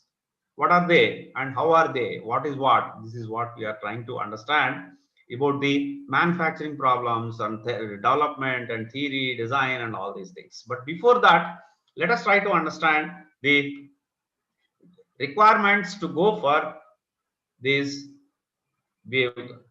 millimeter wave signals. As we all know, we are going for the new systems of 5G and many other Gs, and Internet of Things is coming up in a big way. All these sort of things are there with us already. Yeah. So we are now getting connected with all our gadgets. Is it not? From the office, you'd like to switch on the geyser at home. By the time you reach home within 15 minutes, you want very, very hot water to come out. Or when you are moving out of the house, you make the rice cooker on, and after reaching the office, you want to switch off the rice cooker because the rice is already ready. Something like this you want to do. So all these things are getting connected, but all our household gadgets are getting connected through the networks and other things. As we are all know, Internet of Things is going in a big way. And as we know, in the microwave frequency range, the applications are already very, very high and the band is getting saturated. So we want to go for higher and higher frequencies, and 57 gigahertz to 64 and all those things are still unlicensed. So if you can invent new applications or new systems and other things into those things, getting permissions and making them operational or a considerable amount of bandwidth, all these sort of things are very, very comfortable for the users. So that's why automotive industry is fast moving on to the millimeter wave frequencies. For various other reasons also, we'll try to discuss those things. So similarly, 64 gigahertz to 71 gigahertz is okay. Still, it is to be unlicensed, and beyond 71 to 86, a separate band is already provided for E and V band and all these sort of things. So many more frequency bands are available in this 30 gigahertz to 300 gigahertz range for licensing purposes. So that's the advantage what people have. But as usual, we would like to take the credit of inventing the millimeter waves to India. The great man Jagdish Chandra Bose has first developed the systems to generate the millimeter wave. Can you imagine at what frequency he has generated the signals? At that time in 1890s and 18 or something like that, around that. Can you guess? He generated the signals at 230 gigahertz. Okay, at that time, with all those limited resources and limited knowledge availability at that time and many other things. On the left hand side, you can see what are the things people have been doing with his inventions and other things at that time. Okay, and this is how the route map or the road map of these things is going up and up and up. Okay, 1895, the Bose Dr. Bose has conducted several experiments, and slowly people are coming up to these frequencies in the last 40-50 years only. Particularly, automotive systems are going in a big way onto the millimeter wave things. And similarly, the security aspects and wireless HDE, all these things are moving very, very fast towards millimeter wave applications these days. Okay. And if you go for the size of the equipment or the components and other things at these frequencies, as I told you, it will be quite small in the millimeter range or tens of millimeters at the maximum. So the challenge is device size and the cost. Because of making such a small systems and other things, you need very, very good equipment in mechanical engineering aspects, and thereby the cost of the equipment is still high. As you can see on the rightmost, the 60 gigahertz amplifier size is 0.87 by 0.7 mm square. Okay, that means less than 1 mm width, less than 1 mm length on both sides, but it can give a 60 gigahertz signal to be amplified very comfortably with these things. Okay, so that's how the sizes are in millimeters, fractions of millimeters, etc. The major problem that comes, as somebody was also mentioning some time ago, is the propagation effects from the transmitter antenna to the receiving antenna. Directly as the signals try to travel, it follows the normal freeze transmission formula that Pt Gt Gr by something 4 pi r by lambda whole square, etc. That 1 by r square rule is comfortable as long as for the direct signals. But the diffracted signals, reflected signals, or scattered signals from other sources are also going to be somewhat problem for us at the receiving point, and this multipath problem is to be handled very, very differently at these frequencies. Why different? That's what we'll try to see a bit later. So this is another interesting fact in one sense and another problem fact in another way. The another thing is the antenna sizes become too small. So again, when the antennas come into picture, again the size is to be around lambda by 2, lambda bar, quarter lambda, and something like this. Because size is everything in antennas. Size in terms of lambda decides the performance, as we all know. So the antenna sizes, when it becomes very, very small, manufacturing to a very high precision is one problem. At the same time, the size is also advantage, particularly to be used in the automotive systems. So vehicle to vehicle communications or collision avoidance systems in the automotive industry, they are going with these type of antennas because the size is very, very small. Because when it comes to mobile systems or mobile things, the size, weight, all these things matter a lot. That's why they prefer to use these very, very small antennas, but manufacturing them is difficult in metallic systems. So again, people are moving to dielectrics in the antenna world also to handle the millimeter wave systems. So dielectric rods are very, very common to be used at the millimeter wave frequencies, and you are going to have very nice lectures coming up in the next 3-4 days to come. So the main advantage also comes here from the antenna point of view, because the size of the antenna, you can make it maybe 10 times lambda or 5 times lambda, like that, because the size is very, very small in general. In terms of the physical size, like 5 centimeters, 3 centimeters, size may be available, but when it comes to lambda of millimeters or so, it is 50 lambda, 30 lambda, like that. When the size of the antenna is 30 lambda, 50 lambda, the beam width is very, very narrow, very sharp beams you are going to get, power requirements will get reduced drastically for you. Okay, because the directivity is very, very high for these antennas, beam width is very, very low, and all these other things are there in this. That gives advantage in certain aspects, a bit of disadvantage in certain other aspects. So all those things we shall see. So here, as you can see now, the locking between the transmitting and receiving antenna beams is very, very strong in these aspects if both are aligned properly. The transmitting and receiving antennas must be properly aligned. That means they must be able to see each other very, very precisely. LOS transmission is very crucial for good antenna reception in these frequency ranges. That is one way advantage where only the transmitter and receiver will be able to receive okay, have the communication established properly as those two lovers are speaking to each other. We all know that no others should be listening to all those things. Yes, because of the sharp beams that are coming up in the surroundings, also no other person will be able to receive these signals. So eavesdropping is very, very less. So this is how the security people or the military people are going to take advantage of these systems, that though they use wireless, but only very desirable people will be able to listen to their signals, and enemy country people will not be able to receive anything, even though everything appears to be transparent to all the people.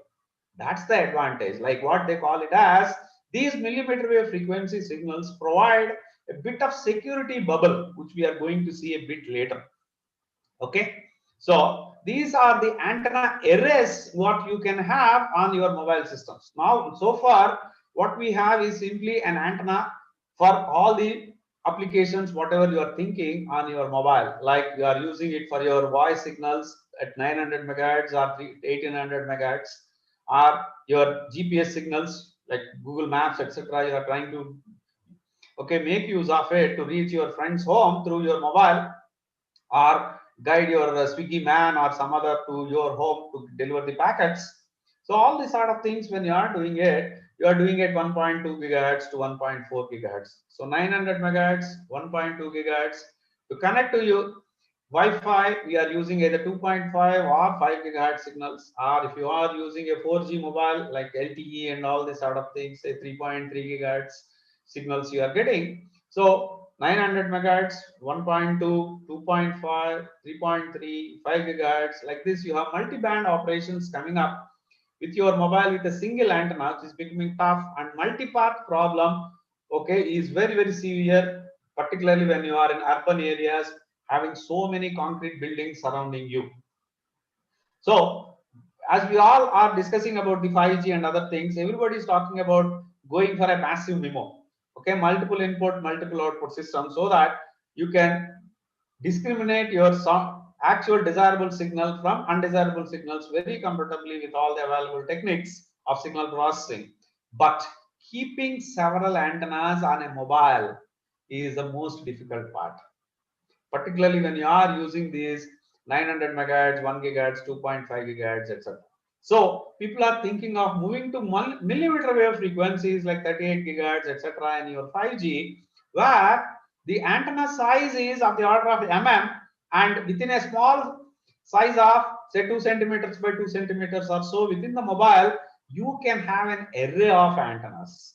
When you have an array of antennas possible, massive MIMO is easily realizable on those aspects. So in that sense, people are forced to move to higher frequencies, so that within a small size on the mobile, they can think of placing an array of antennas. So that's how these analog processing, whatever has been going on so far, particularly for your software radio concepts, slowly we are moving into the conventional MIMO antenna systems shown in the bottom diagram. So a normal system is going to have a digital to analog converter. Whatever digital signals you are giving, it will be converted into analog, because high frequency signal and will be handled only in analog form. Still, digital is not yet come at very, very high frequencies. So gigahertz range, everything is still analog only. So we convert the signals into analog, put it into RF chain to convert into higher frequencies, and adjust the amplitude and phase of the individual signals given to the antenna arrays. So the blue ones are to adjust the amplitude and phase, so that the antenna pattern provided by the antenna array at the transmitter is as per the specifications. That's how the beam is generated. Similarly, at the receiving side, you have a receiving beam generated by these antenna arrays along with the adjustable things. They are amplitude as well as phase adjusting elements. Amplitude equalizers and phase equalizers will be placed simultaneously at those things, and you will have a beam forming network. That's what exactly is the BFN is. So the received signals from various directions, multi-path problem is handled, and all the received signals are either delayed, or adjusted by amplitude. See that the combination of all these things in the RF chain is a maximum. So the delay and all those things are provided by the right hand side blue elements which are variable with that. So depending on the multipath problem you have at any given time, the delay is also going to be varied. That's how I said they are all phase equalizers. Okay. Similarly, amplitude adjustments can also be done.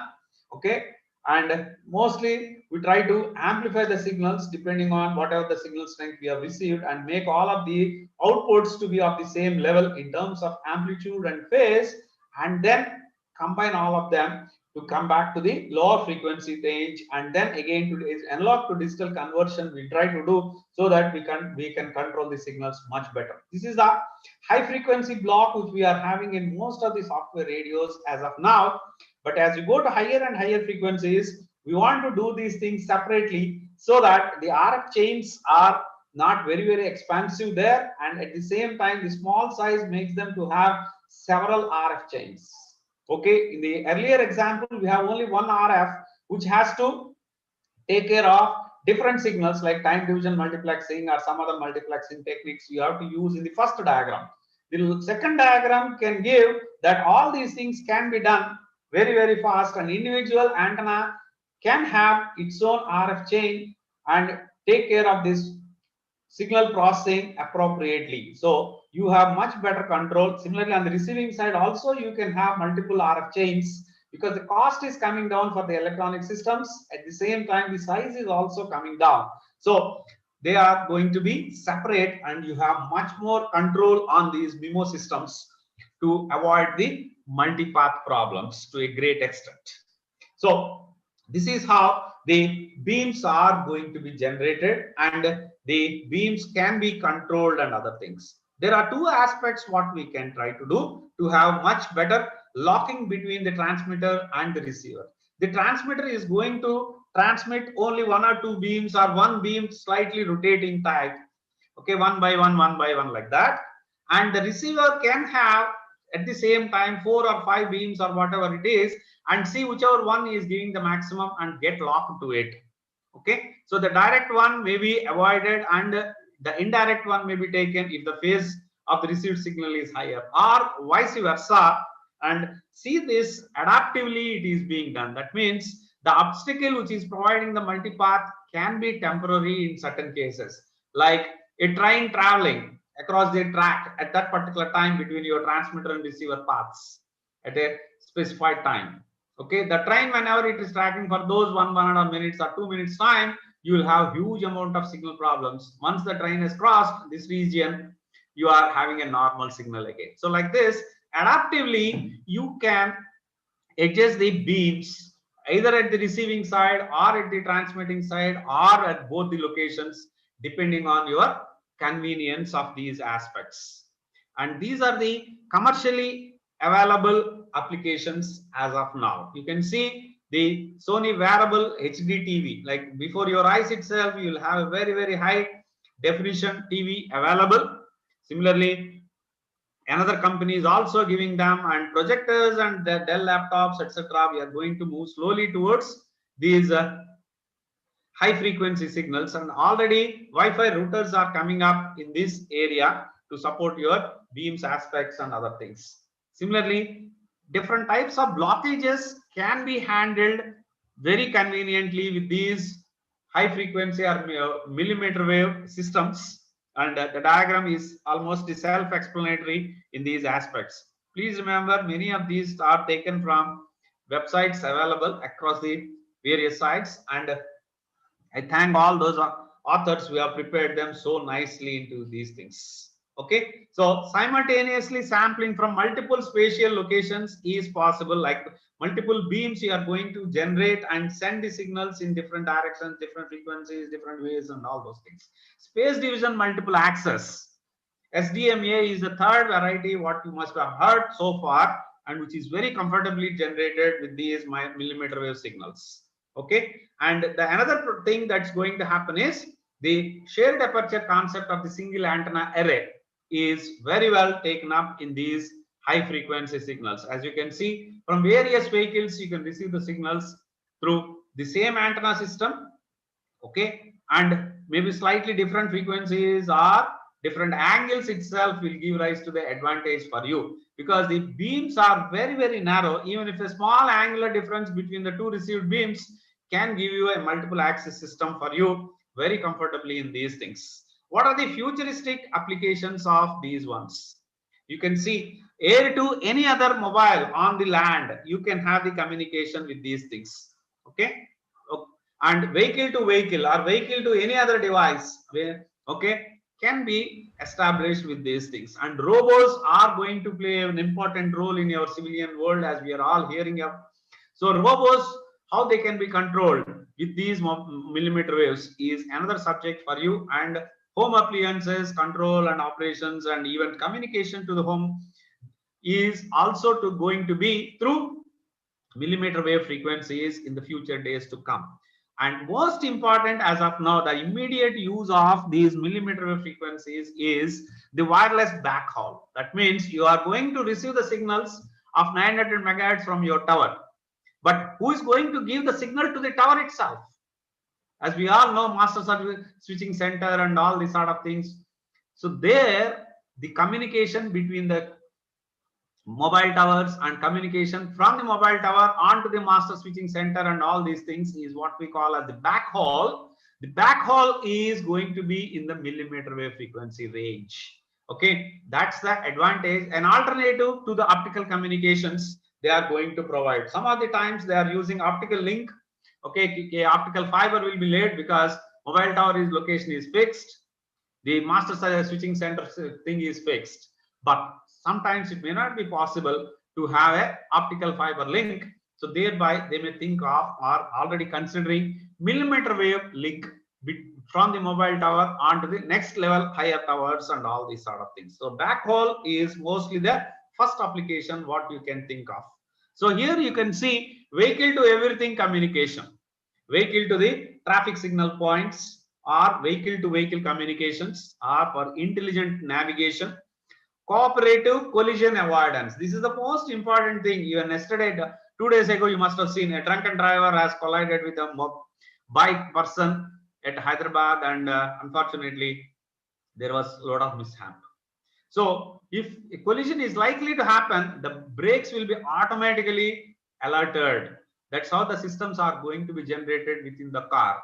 Okay, so that any indisciplined drivers, okay, if they are on the road, we can bring in some safety measures to the surrounding people very comfortably with these things. So collision avoidance systems are being developed at 60 gigahertz, 84 gigahertz like this for all the cars and other systems, and to see that the collision is minimized from these things. And information society on the road, like while you are moving also, you'd like to receive your signals for the videos or audios and all those things. Yes, 5G communications is able to provide, okay, to overcome your Doppler frequency problems. Is it not? When you are moving, the signal will not be of the same frequency. The signal undergoes definitely Doppler shift. So the Doppler shift has to be taken care. So that is possible with these millimeter wave frequencies, and high data rates, even if you are moving, is possible with these things. So low latency, very, very high GPPS signals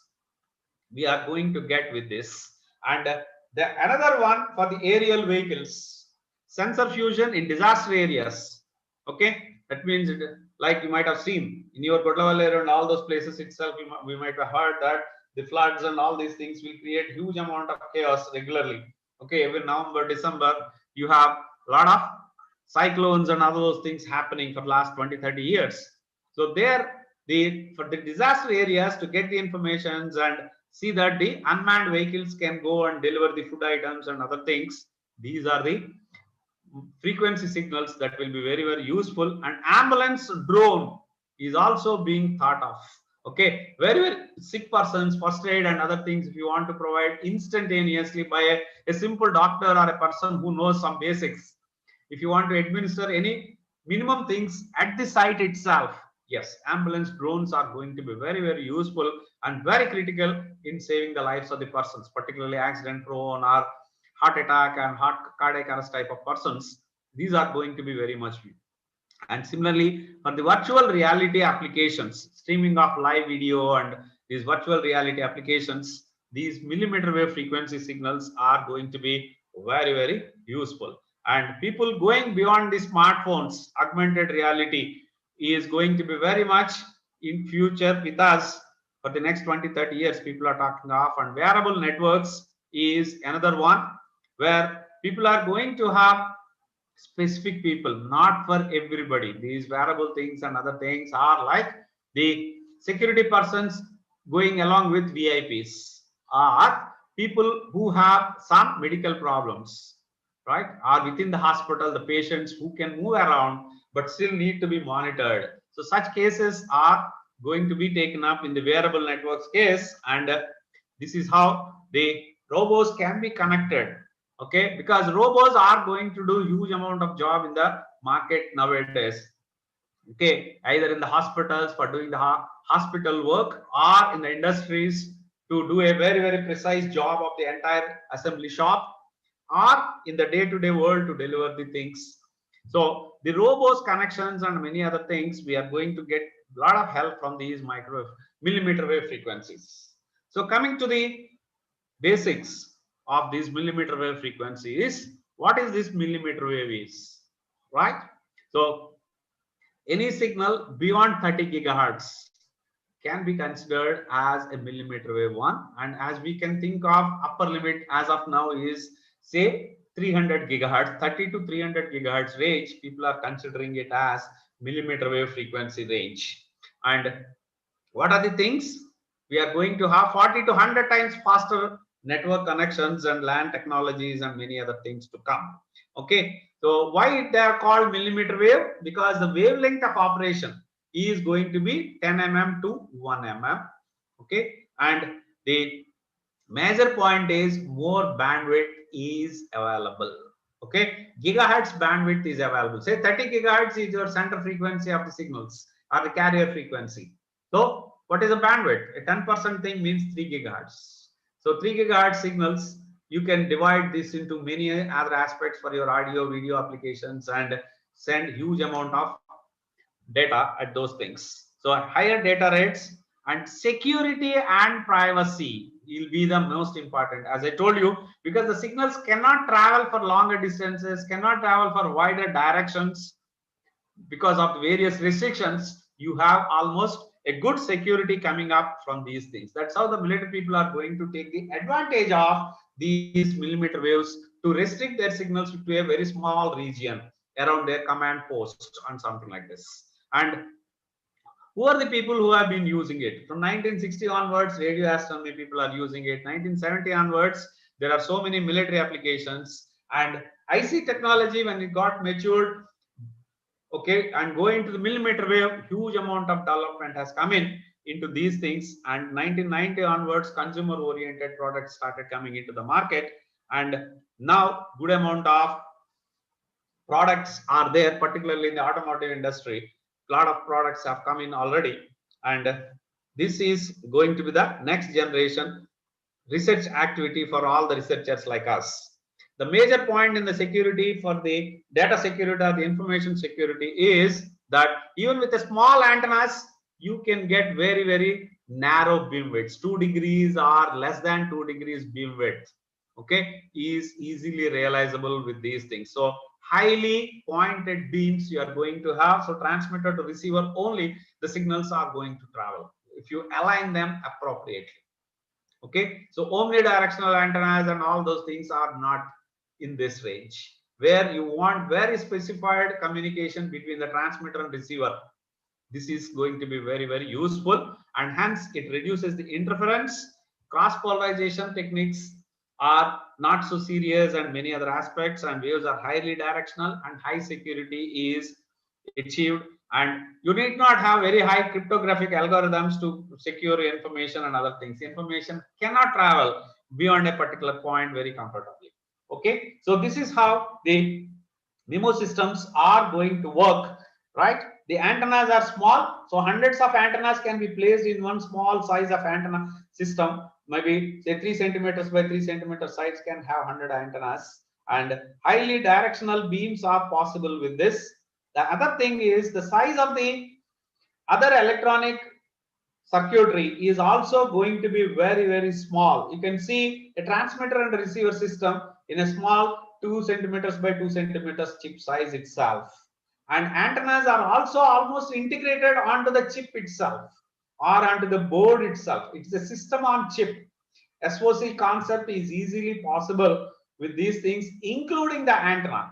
Okay, that's the major advantage with these things. And it is possible to generate circuits already. And smart antennas, what is that the smart thing is?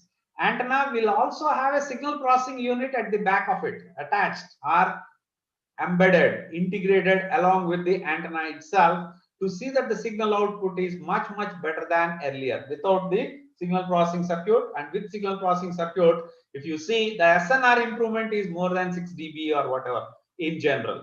So the propagation behavior is an objection or a problem in certain cases, an advantage in some other cases. It all depends on how you look at it, these things. So you can see how the line of sight is getting problem in certain aspects, but the same thing can be taken into advantage, particularly when you have very densely populated areas.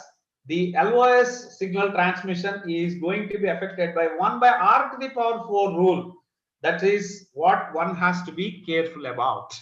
Okay, 1 by R square is only when the transmitter and receiver are not having any objections in the along the length as well as up to certain size of the width also.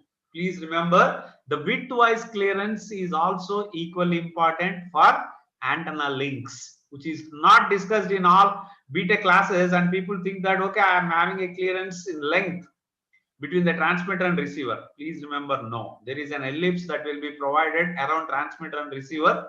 Within that the ellipse width, everything must be clear. Then only the links will be very, very strong. That is what we have as first Fresnel zone clearance, second Fresnel zone clearance, etc. All these terms. So this is a bit problem in certain cases, but main advantage in certain other aspects also. So steering of the beams may be required because for the alignment purposes, you may have to change the antenna orientation. So how you change, either mechanically or by electronic means, is up to you, depending on the application and the amount what you can provide. The disadvantages, if you want to consider, the high cost in manufacturing, because the technology is still in the initial stages, are somewhat advanced but not completely matured. So the very fine machining techniques are being used, Liga techniques and all these sort of names are there in this. And extremely high frequencies, so significant attenuation is going to be there, particularly when you are sending them in the open free space. Why the attenuation comes is because of the particles. Water particles are water droplets that are going to be there. The size of the water droplets is same if of the millimeter wave frequency signals, the lambda, this lambda of the signal and the droplet, what rain droplet size, if they are comparable, the energy gets transferred from the wave into the water droplets, either in the form of fog, moisture, or humidity, and all these sort of names, whatever you have, the energy gets transferred. So the signal loses the energy and the received signal strength is very, very low. Okay, not intelligible. The receiver will not be able to function properly if the signal strength is below a particular value. So this is the what we call as the atmospheric attenuation. So we try to choose the frequencies where the atmospheric attenuation is somewhat less. That's how why 60 gigahertz is chosen for this application, why 84 gigahertz is chosen for this application. If you put the questions, it is the atmospheric attenuation that decides. It is not same at all the frequencies. It has less value at certain frequencies. We choose those frequencies for our applications to send the signals through the atmosphere. And the penetration power of millimeter waves through concrete walls.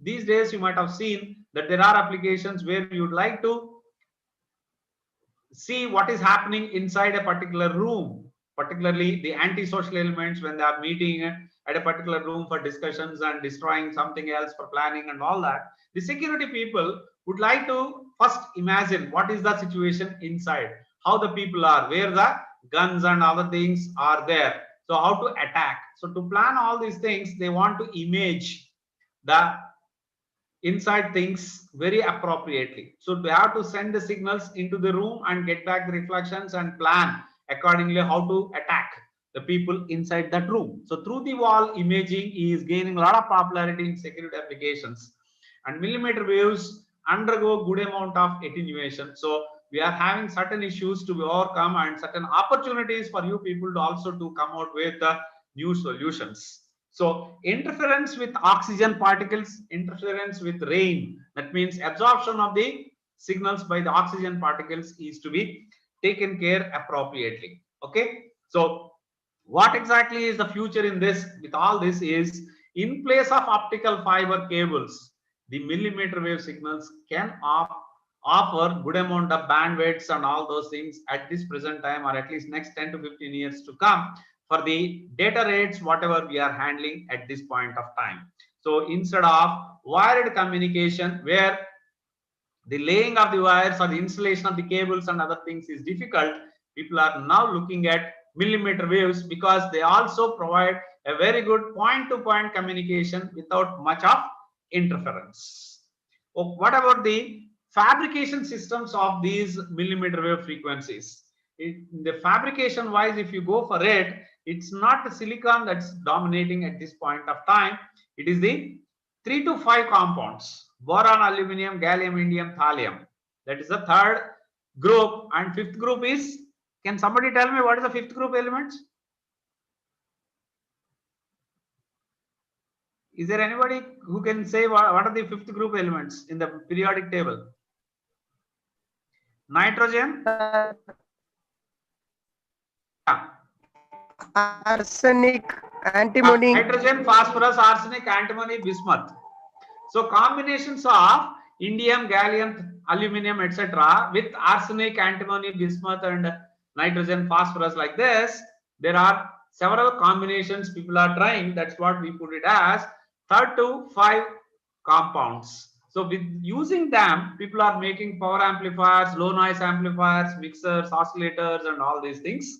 But slowly silicon germanium technology is gaining popularity. Okay, SIGA, okay, like this, and HBT based transmitters are going to be there with this, and CMOS technology is going to be used for controlling applications. If you want to develop the control devices, most of the times above 60 gigahertz, the silicon based control devices are coming up like in CMOS technology, and still there are combinations people are trying to do. And this table, okay, you can go through later on, which is given in one of the IEEE white papers.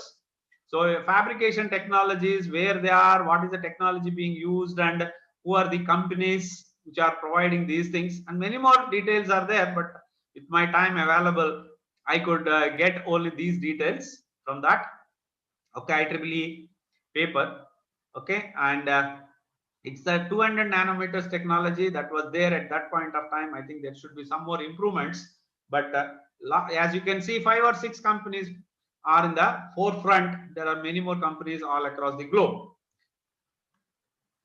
And the major point or research activity what you people can think of is that for the transmission of the signals from the oscillator onto the transmitting device, the final transmitting device may be an antenna or something else, okay, or from the oscillator to the amplifiers, or from the amplifiers to the modulators, etc.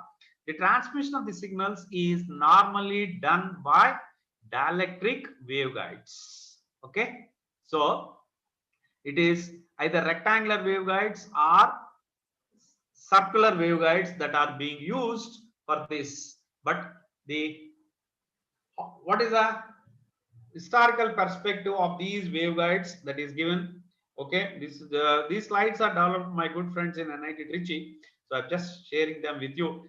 So dielectric or dielectric loaded antennas are very common these days, and surface waveguides, okay, surface wave technology or surface wave concept is very much used. That means the waves will not be traveling through the waveguide. The waves will be traveling through the surface of the waveguide. They will be gliding over the surface in certain cases. Okay, depending on the mode of excitation, what you can use and other things. So the waveguides are made into 5 general categories. Hollow metal waveguides are used only around 30 gigahertz and other things because of the tolerance limits. And planar transmission lines are also there, like your microstrip and coplanar waveguide type of things are there. Quasi-planar, dielectric integrated waveguides and groove guide structures are very popular in these things. So these are the circular waveguides which we are all aware of it.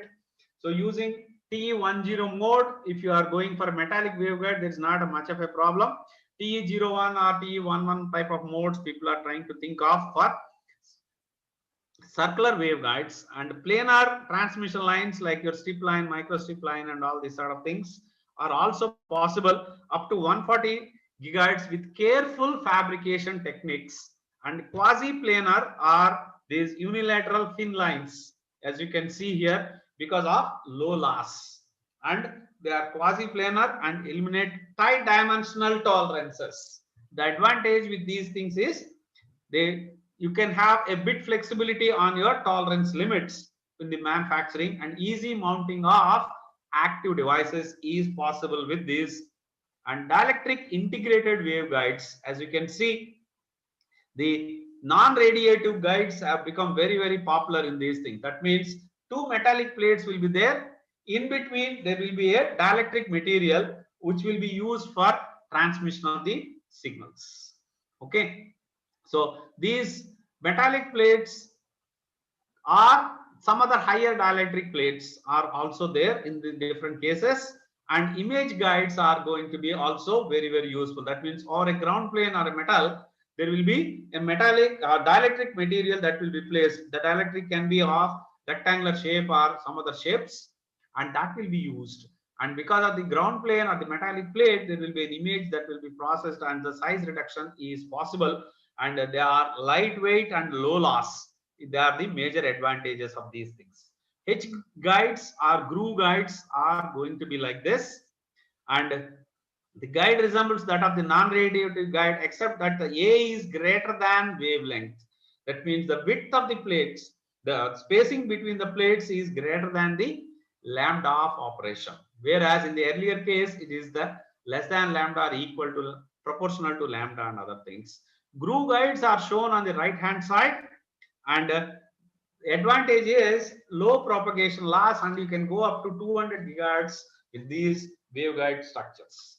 Okay, and beyond 200 gigahertz, the problem is with the multi-mode propagation. As we all know, multi-mode propagation is generally avoided. Why? Can somebody suggest? Don't know why multi-mode?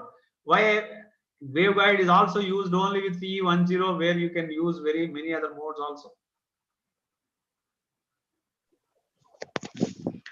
Yeah. Due to multiple images at receiver. It left. I mean, multiple signal receives. Yeah, yeah. Any other? Yes. And discussing these things, phase losses class is equally important. That's the real engineering attitude, real engineering orientation, what we can provide. Main problem comes is the attenuation due to the transmission. The transmission loss is not same for all the modes. TE modes undergo less attenuation, but TE modes 10 has very low attenuation compared to other modes. TM modes have very, very high attenuation. That's why we avoid TM modes in the rectangular waveguides, metallic waveguides. Okay, attenuation. And the another important point is the characteristic impedance variation. The characteristic impedance variation is very, very high at various modes. So if the impedance variation is there, characteristic impedance variation is there, how do you put the load for maximum power transfer? Is it not? So maximum power transfer theorem says characteristic impedance and the load impedance must have the same value. If the impedance itself is changing, how do you put the load to have the same frequency variation? That's not possible. So maximum power cannot be transferred and reflections are going to be there. So to avoid these attenuation and mismatch problems due to characteristic impedance variation, we try to operate only at single mode in general. Multi-mode waveguides are used very, very rarely. The most significant application for those who are attending interviews where the multi-mode waveguide is used, it is mostly for the monopulse radar application, where we use 4 horn antennas. With 4 horn antenna outputs, we take it with the single waveguide to avoid weight and other problems. And multi-mode is used very specifically in monopulse, 2D monopulse radar system. Anyway, so multi-mode is generally considered as a disadvantage because of this attenuation and characteristic impedance variations. So, but that's why H-guide also is used generally up to 200 gigahertz, and these are some homogeneous dielectric waveguides. Okay, slab dielectric waveguide, rectangular dielectric one, and circular one are shown here, courtesy to my friends in NIT Trichy. And this is how the mode is going to be developed within those ones. T0, TM0, and all these sort of modes are shown here. So this is how the electric field and magnetic field distribution is going to be there within these dielectric waveguides. Please remember, the boundary conditions are not as strong as what you find in metallic waveguides. With metallic waveguides, E tan is 0. That's what we are going to put. Because it's time varying field, when E tan is 0, H tan is also 0. Like this, you are going very strictly. So at the boundary, the electric field is going to be exactly 0. Here it is not. H tan is continuous. H tan 1 and H tan 2 exist. So beyond the dielectric portion, also the fields are going to exist. So it is going to be a difficult job to hold the electric and magnetic fields within the dielectric as much as possible. To get that more electric and magnetic fields restrain themselves to dielectric material, the dielectric constant is kept higher and higher. So it acts more like a magnetic conductor, and your equations for the analysis, like what we say in our normal class Maxwell's equations, del cross E is equal to minus dou B by dou T. Del cross H is equal to J plus dou D by dou T will have to be slightly given in a different way. Maxwell has given, we only refined ourselves. What is the change that is required? Can you guess? What is the change in our presentation that is required? Don't say Maxwell's equations are to be modified. No. We only simplified and we need to change ourselves. Del cross H is equal to J plus dou D by dou T you are taking. That J is the conduction current. Okay, but a similar thing exists in del cross E equation also. Del cross E is minus dou B by dou T you are saying. It is not sufficient. It has to be added with plus M, similar to J in the second equation. That M is the magnetic current density that has to be there. Why we are not using it? Because we inherently consider electric conductors are the medium is electrical medium only, like copper, aluminum, brass, where M is definitely 0. But when you go to dielectric waveguides, when you go to higher and higher frequencies, that M is also going to be present for all your analysis. So del cross E is equal to M plus, M minus dou B by dou T, or minus dou B by dou T minus MS. Plus or minus depends on the way you choose the book and many other aspects. But at least be aware that there is a magnetic current concept that has to be introduced, similar to the J here on the second equation what we are talking of. Okay, so that's how you have a very good opportunity to work on these dielectric materials and come out with new solutions and many other things. But please remember, the modes what we are going to get are not going to be pure modes here like transverse electric. That means it doesn't have any longitudinal component. Electric field is perfectly in the perpendicular plane. That's not going to happen. You are going to have hybrid modes. Combinations of electric and magnetic are going to be there in all the cases. And that's how the analysis is going to be somewhat difficult. Okay, and the materials used for the transmission of the signals are ceramic dielectrics, polymers, Okay, and dielectric paste are also considered, and various types of ferrites. Please remember, these are all magnetic materials. You have a huge opportunity to work in magnetic materials, magnetic things, and come out with filters and antennas and many other components. Okay, and better functionality with all those things. So please consider wave is a huge research opportunity for most of you, and same old software tools, whatever you have been using, like your CST microwave or some other softwares, can be still used with these things also. So there is good application potential as feed structures for array antennas, realizing high performance antennas, and filters and modulators and many other systems you can develop with these things, phase shifters, attenuators, switches, and many other. So when it comes to communications people, particularly wireless people, what are the applications they have in communication? The cell size can be made very, very small, and you can have very good locking between the access points and the base station with these things. Okay. So communication network people will have very strong link coming up with this, and backhaul of the wireless systems is going to be millimeter waves. That means primarily from the mobiles or tabs, etc., you are going to receive the signals through a normal access point.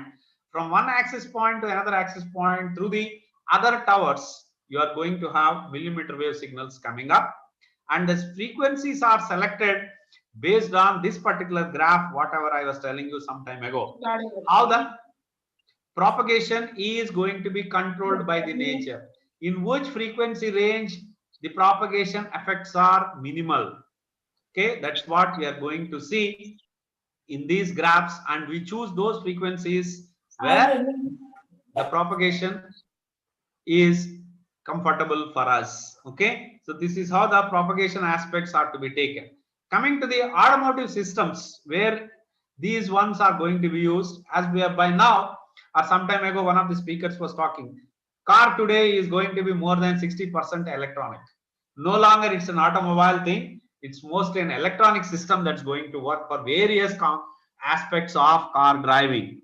Okay, right from fuel injection and starting, going, and lights on and off, and inside the electronics and braking systems, etc. Mostly it is electronic. And for collision avoidance or to have very good guidance through the fog and snow, okay, these millimeter wave systems are going to be very much useful. They are going to guide the driver even through the fog and snow to a certain extent, depending on the type and other aspects. Okay, and this is the millimeter wave automotive radar, which has been developed at 60 gigahertz. Okay, and this is basically a CW radar for collision avoidance. That means on the sides of the car and the front and back, you are going to place these antennas and see the adjacent driver is coming close to you because he's drunk or psychologically not comfortable, and some other problems the other driver may have, and he may come close to you when you are going at high speeds. So if there is any indication from the sides, you can immediately take necessary steps, either to speed up your vehicle or slow down the vehicle or taking you onto a different lane, and many things can be done if you are given an advance warning. So on both sides of the car, you are going to have some antennas coming up with 60 gigahertz, even to the front driver, or when you are going by cruise control, how to go at various speeds, that can be adjusted by these type of radar systems. So millimeter wave radars in different countries operate at 57 gigahertz. Some operate at 60 gigahertz in a different country, and in Japan, I think it is 139 gigahertz that has been identified. So to accurately identify the enemy or colliding vehicles, and the systems used are made up of HEMTs, high electron mobility transistors, with a gate length of 0.25 micrometers, and antenna polarization is 45 degrees. Please remember, normally in the class you discuss only vertical polarization and horizontal polarization. These days in defense systems and in automotive systems, linear polarization is gaining popularity. If you go for 45-degree inclination, whether your receiving system is vertical or horizontal, you are going to get some good amount of component of this. So to avoid interference from vertical polarized other signals and to see that whether the other receiving system is vertically polarized or horizontally polarized, you are sure of getting some signal. That's why 45 degrees or 135 degree angle is very much preferable for the antenna systems these days. And 30 gigahertz VCO module, voltage control oscillator, is going to be used to as a base oscillator, and we go for frequency multiplication. As you go to higher and higher frequencies, generation of the signals directly becomes very difficult. You know which oscillator is used to generate high frequency signals, 60 gigahertz, 90 gigahertz, 100 gigahertz, 120 gigahertz, etc. Can somebody tell me which oscillator is good? It's the BWO, which is very, very popular. Backward wave oscillator is going to be used to generate the signals. But frequency multiplication is much better in those things, particularly with the concept of phase noise. So phase noise is going to be very less if you go for frequency multiplication in general. So we generate the signals at 30 gigahertz and use a varactor diode to go for frequency multiplication. As you know, varactor diode can be used as a mixing device very comfortably because it has the capacitance associated with it. That capacitance gives you the advantage. It is not the capacitance that is important for us. It is the inverse of capacitance that's important. Does somebody know what is the name for inverse of capacitance? Inverse of resistance is conductance, as we know, is it not? Does anybody know what is the inverse of capacitance? Reluctance. No, no, no, please, it is not. It is Reactance. elastance. Please, that's why as teachers we should know much more than students. Okay, elastance. So the elastance of the varactor diode is going to be useful. That is used to get the frequency multiplication of the signals. Okay, and for stable performance, the phase noise is very, very critical, and that is assured with these devices. And military wireless LANs are going to be the highest beneficiaries of your millimeter wave signals. From the command center, you need to operate various devices simultaneously and very, very secure manner.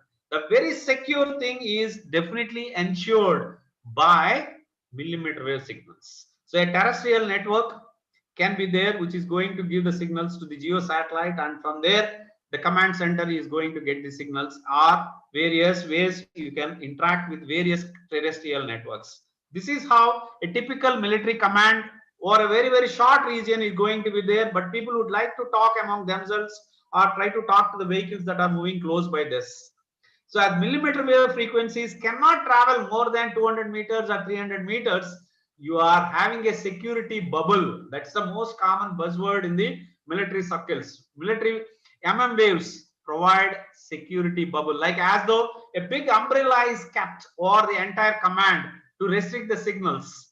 These millimeter wave signals are going to be there, and beyond that, even if the enemy countries cannot receive anything beyond this. So their inherent security is provided. No longer cryptographic algorithms and security aspects need to be introduced. If you use millimeter waves, you are secure. That's what the confidence these military people have on millimeter waves. So they cater to mobile command posts, okay, unmanned vehicles, unmanned vehicle swarms. A group of unmanned vehicles can go, and the advantage they get is low latency, high bandwidth, and beamforming can be done with the massive MIMO to improve the SNR to a great extent.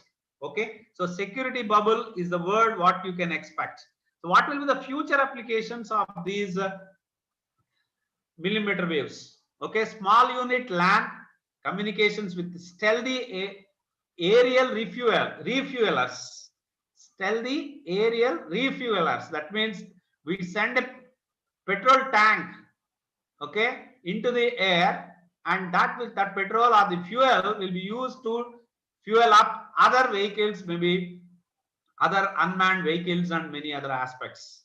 Okay, so control of unmanned aerial vehicle resupply is possible with these things, and robotic wingman supported manned and unmanned teaming is possible. Safer alternative to cluster communications. Intra-vehicular wireless LANs are possible.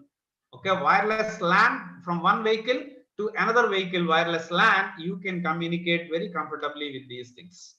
Civilian applications wise, if you see, it's a massive MIMO that's going to be realistic with these millimeter wave signals. And with massive MIMO, you already know that the multipath problem can be reduced to a great extent, and you can have better coverage and minimum RF exposure to the human beings who are there, and minimized wastage of energy in the other directions to the longer distances and all those things, whatever you have with microwave. The distance of travel of these millimeter waves is generally restricted. As you can see this diagram, the link is going to be very active up to 100 meters to maximum 200 meters away from the source in general, because the powers what we radiate. Can you imagine what will be the power of the oscillators and the transmitters?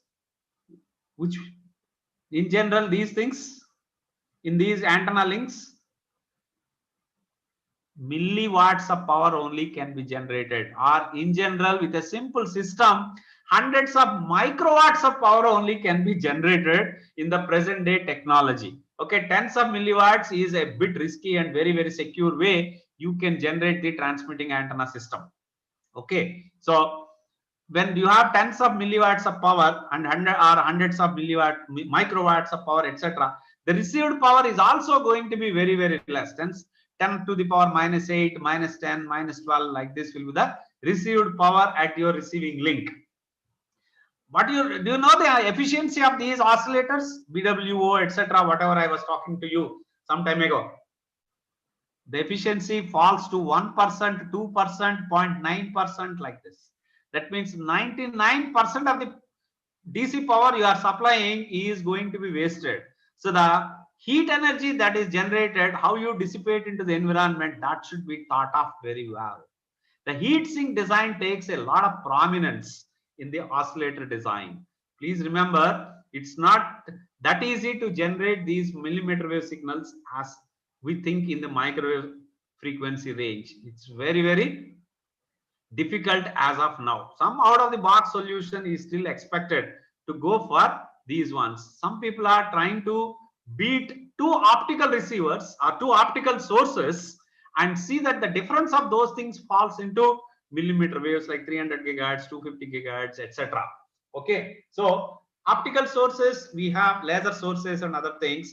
So two laser sources we have which are having slightly different wavelengths of operation, and the difference we try to generate which falls into millimeter wave with considerable amount of power and all that. So some people are trying to move upward from microwave frequency range into millimeter waves. Some people are trying to come from optical range into millimeter range from the downwards. So both ways people are trying to encroach into this millimeter wave frequency range and try to develop newer systems. So you also have huge amount of opportunity to develop various components, subsystems, etc. And the microwave link problem, multipath problem, you can see in this. If you have an object close to these, either the transmitting antenna or to the receiving antenna or to the both, the direct signal goes like this. The deflected signal is going to come like this, and another deflected signal with multiple reflections is going to come like this with different amounts of signal strengths. As you can see, the direct signal comes with the 60 dBm power, whereas first reflected signal comes with 82 dBm signal, and the third one comes with 87 dBm signal. And the time delays are also given. Okay, direct signal is taken as a reference. The first indirect signal comes with 49 nanoseconds of time delay. The third one gives 99 nanoseconds of time delay. So different time delays, different amplitudes will cause all the problems for you, and much more reflections if you have, it is much more difficult for you to have. Okay, handle it. Similarly, when you have multiple buildings in the path or rooms or some obstacles in the path, then each wall is going to cause 10 dB loss. 10 dB is a very huge amount in these power levels, as we all know. So the power gets reduced drastically if you think of these millimeter wave signals in a congested area like hostel rooms or hospitals, etc. Because from one room to another room, the communication, if you want to have, huge amount of power loss is going to take place. So you can see how the power loss is going to be and how you can maintain the margins and other things. So wireless communication people will have to be very, very careful when they are using these millimeter waves. They are generally meant for open areas. Please remember, in auditoriums or in open areas, you can think of even up to 100 meters or 50 meters. But if it is highly congested area, like in a hospital or in a hostel room or a hotel lodge, etc., these are very difficult to handle. Okay, so energy is contained, low, and reliability wise, if you see, low probability of interference or jamming, and effective bit error rate is very low due to the space, time, and frequency diversity techniques. What you can think of, network management is better.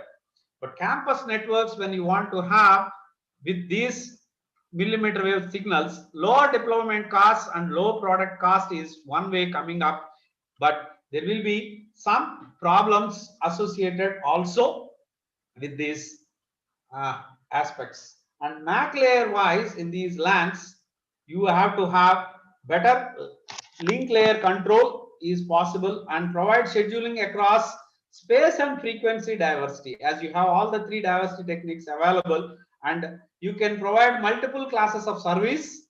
So QoS is much better, and provide a reliable link layer in the presence of multiple copies of packets. Because of multiple problems, you will get multiple copies of the packet. So which one is good, which one is not so good, and other things you can decide and accept only one packet and reject all other unwanted things. And efficiency can be greater than 80% with these things.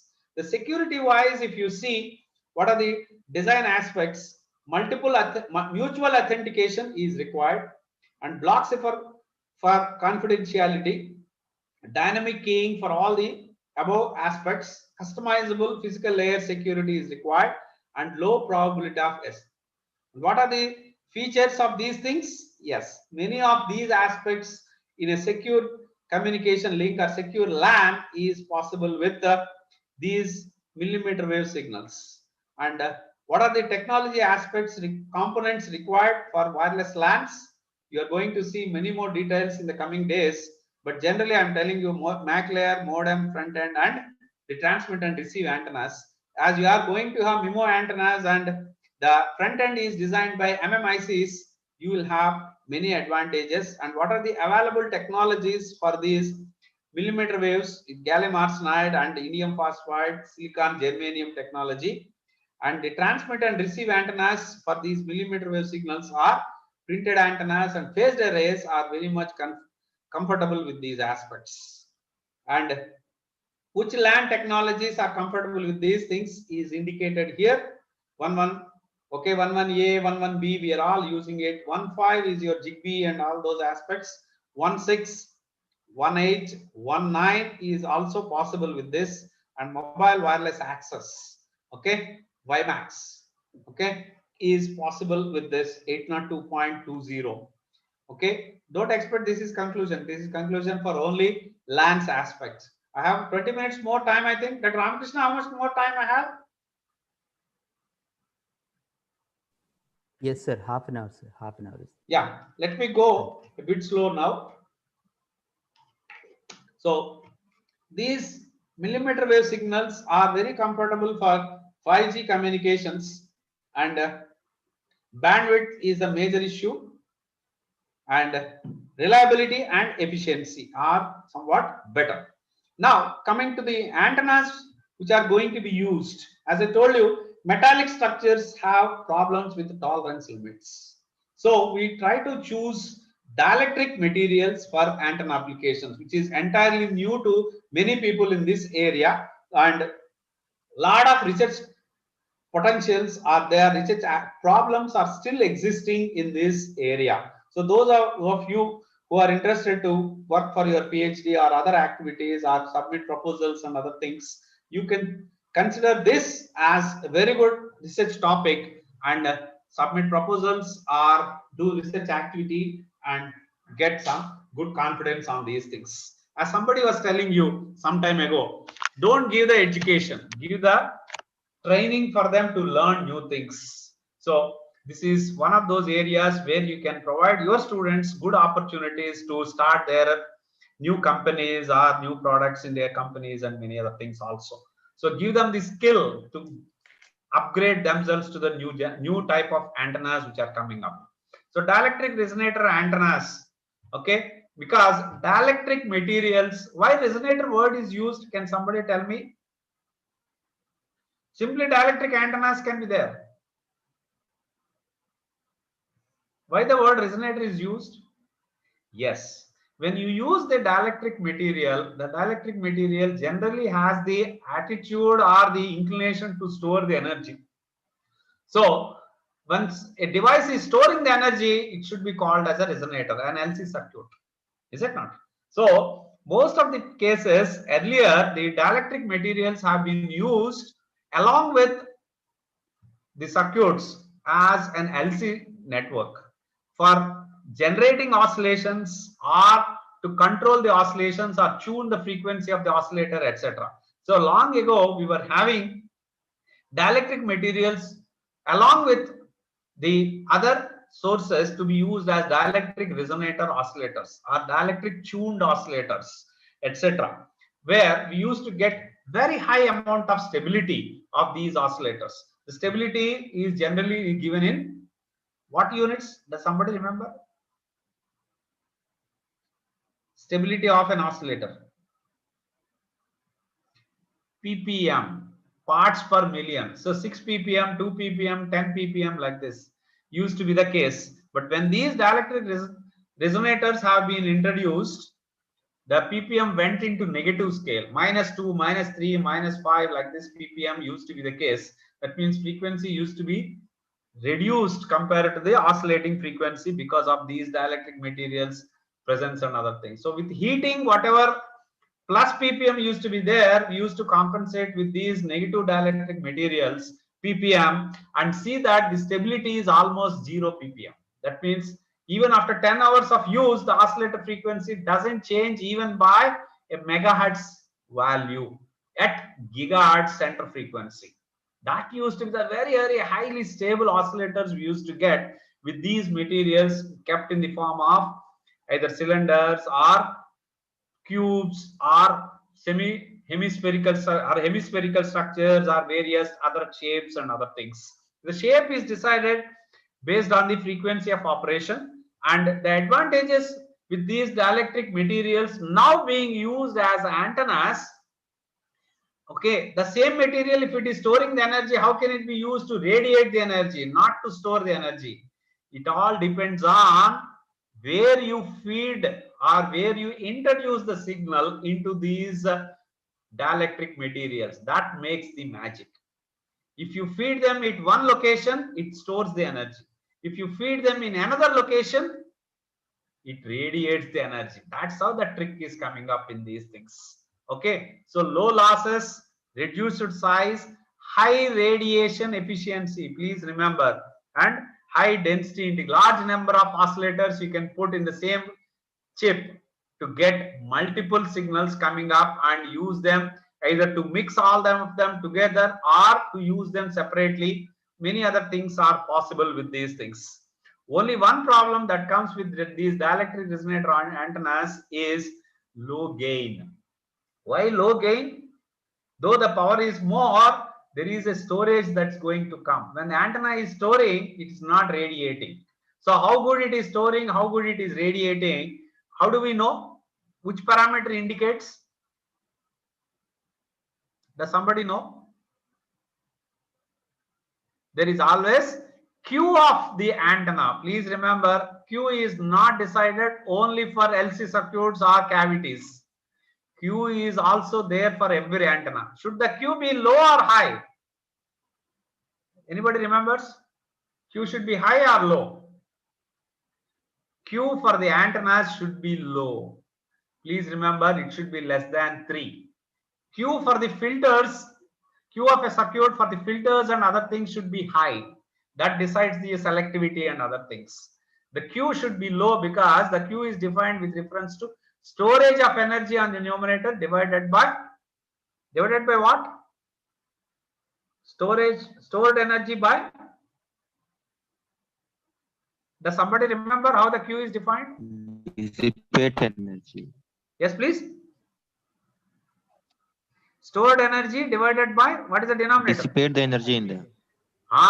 Stored energy by dissipated energy. Excellent. Dissipation. Yeah. But dissipated energy cannot be calculated. That's why it is given dissipated power into time. Okay, that's the correct. Q is a dimensionless quantity. So dissipated power into time again is difficult to measure. So we do it in terms of frequency. That's how the stored energy by dissipated power per unit cycle, etc. is coming up. As teachers, please go to the basics and try to understand better. That's the importance of telling you. So the Q of the antenna must be low, but low losses we are saying. That means the metallic part is not there, but the dielectric part, whatever we have, is going to give rise to some loss. Okay, because the dielectric is also not a perfect dielectric. That means there will be small amount of dielectric loss that's going to happen. That gives rise to the problems, and storage is also going to be there for some amount, and hence the Q is reasonably high. Q is 6 or 5 or something like this. So the gain is less. Okay, so what are the things that can be done to change the shape or to change the point where the feeding is provided, and many other aspects are there. Still a lot of scope is there for the dielectric antennas to be developed. So you all can work on that, and CST microwave or HFSS on this sort of software can be used to get your simulation results very comfortably with these things. And various modifications have been suggested for how the antenna is placed, on what surface it is placed. So coaxially corrugated surface, tip corrugated surface, and as usual, metamaterials are imbibed or incorporated onto these ones to get better radiation characteristics. One of them I'm going to show you now. How the cylindrical antenna is attached with EBG is going to give you better performance. Here you can see a central DRA, dielectric resonator antenna, is used with a size of 15 mm radius, etc. The epsilon R, please remember, it is very, very high. 30, 31.5, 40, etc. are being used. Okay, and in the ground plane where we are going to have, you are going to have the EBG provided for this. Okay, so the mid-circular disc with the ground plane having EBG kept on it is going to be used, and you can see the improvement in the performance. A sharp low dip is now broadened, increasing the bandwidth of operation. So the reflection coefficient is varying very, very slow or a good amount of frequency range, giving rise to good bandwidth with EBG, and this has been done on HFSS. And the gain improvement, you can see with EBG, the gain is improved to more than 9 dBi compared to a gain of around 6 dB or whatever. A 3 dB improvement in the gain is a very, very good improvement for you. And this is how an improvement has been provided. And please give the radiation pattern variation with EBG, without EBG for all your works. Okay, this is worked at microwave frequencies for understanding purposes, and you can scale it up to even 30 gigahertz or even higher and higher frequencies. So simply dielectric resonator antenna and resonator antenna along with EBG material is shown here, and what are the improvements and other aspects. Just for a sample only, I am showing all these things. So by adding EBG, the radiation is improved drastically, and the coupling is also a mechanism, coupling between the dielectric resonator material and the probe where it is kept and what is what. There are many variations that are possible. So in wireless world, people are using these microwave frequencies for wireless data centers. Okay, and vehicle to vehicle communication is improved with all these dielectric resonator antennas placed on the vehicles. V to V. So from one vehicle to another vehicle, if you want to have communication, hey, you're okay, light is blinking on the other side, or one tire pressure is less. Like this, if you want to communicate with the other driver, you can comfortably do with these things, which is very difficult in the present day. And virtual reality is going in a big way towards millimeter wave frequencies.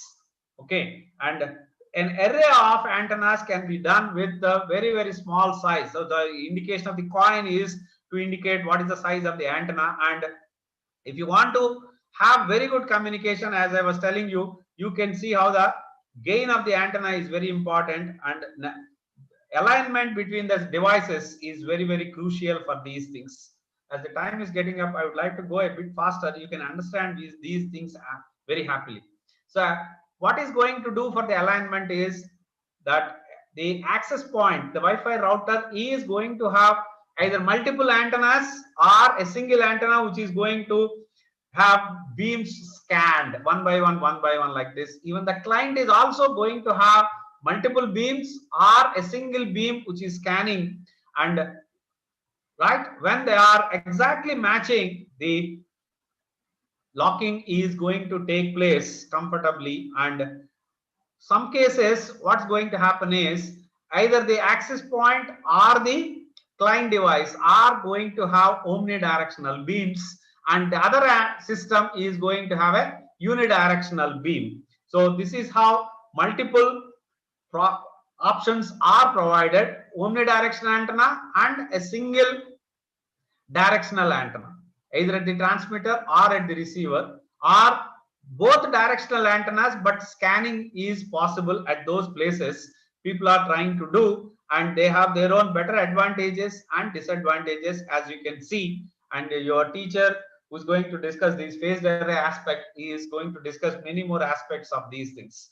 So as you go to phased arrays, it is always the Fourier transform equation that you should keep in mind, because the current distribution on the antenna system and the radiation pattern are Fourier transform pairs. So how exactly you want the radiation beam to be, if you can define very well, then taking the inverse Fourier transform gives you how the current distribution on your phased array must be. So this is one thing what you can easily go for it and do the Fourier transform of your current distribution to get the radiation beam, or inverse Fourier transform, which is same as the Fourier transform is, and do these things. So either you take the frequency samples or time samples, you know Fourier transform pairs in different ways, and handle those things very comfortably. And multi-armed beams can be done. This is what I was trying to tell you. Okay, the access point can have multiple beams and send multiple frequency signals and multiple space signals with those things, and receive them with the different changes due to different paths. And hash functions play a very, very important role to reduce the multi-path problems, which is possible only with your 5G communications.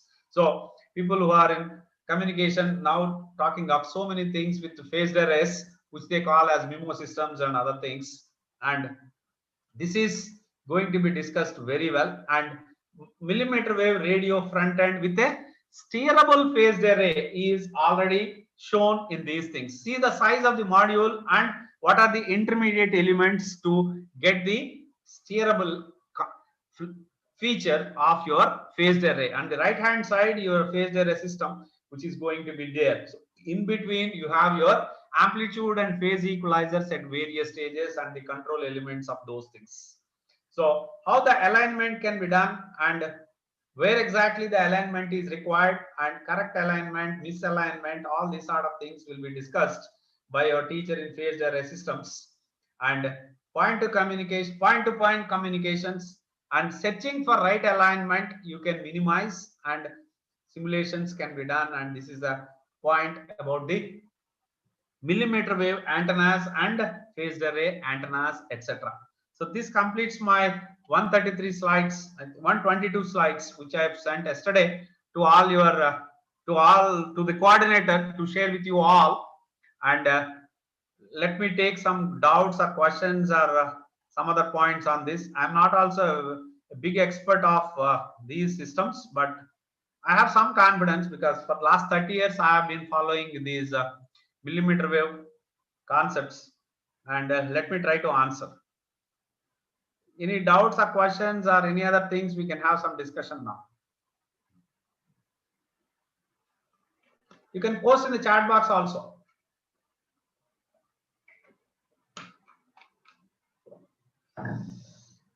Yeah, please, I encourage discussions with these days because everybody can get this information on the net. All my slides are downloaded from net from various sources. So thank you for your patientful hearing. What are the real challenges in massive MIMO at millimeter wave? How can we achieve multiple narrow beams? I think I discussed certain points of this. If the same person is not satisfied, please tell me. I'll try to give in another way. Dr. Surendra Kumar.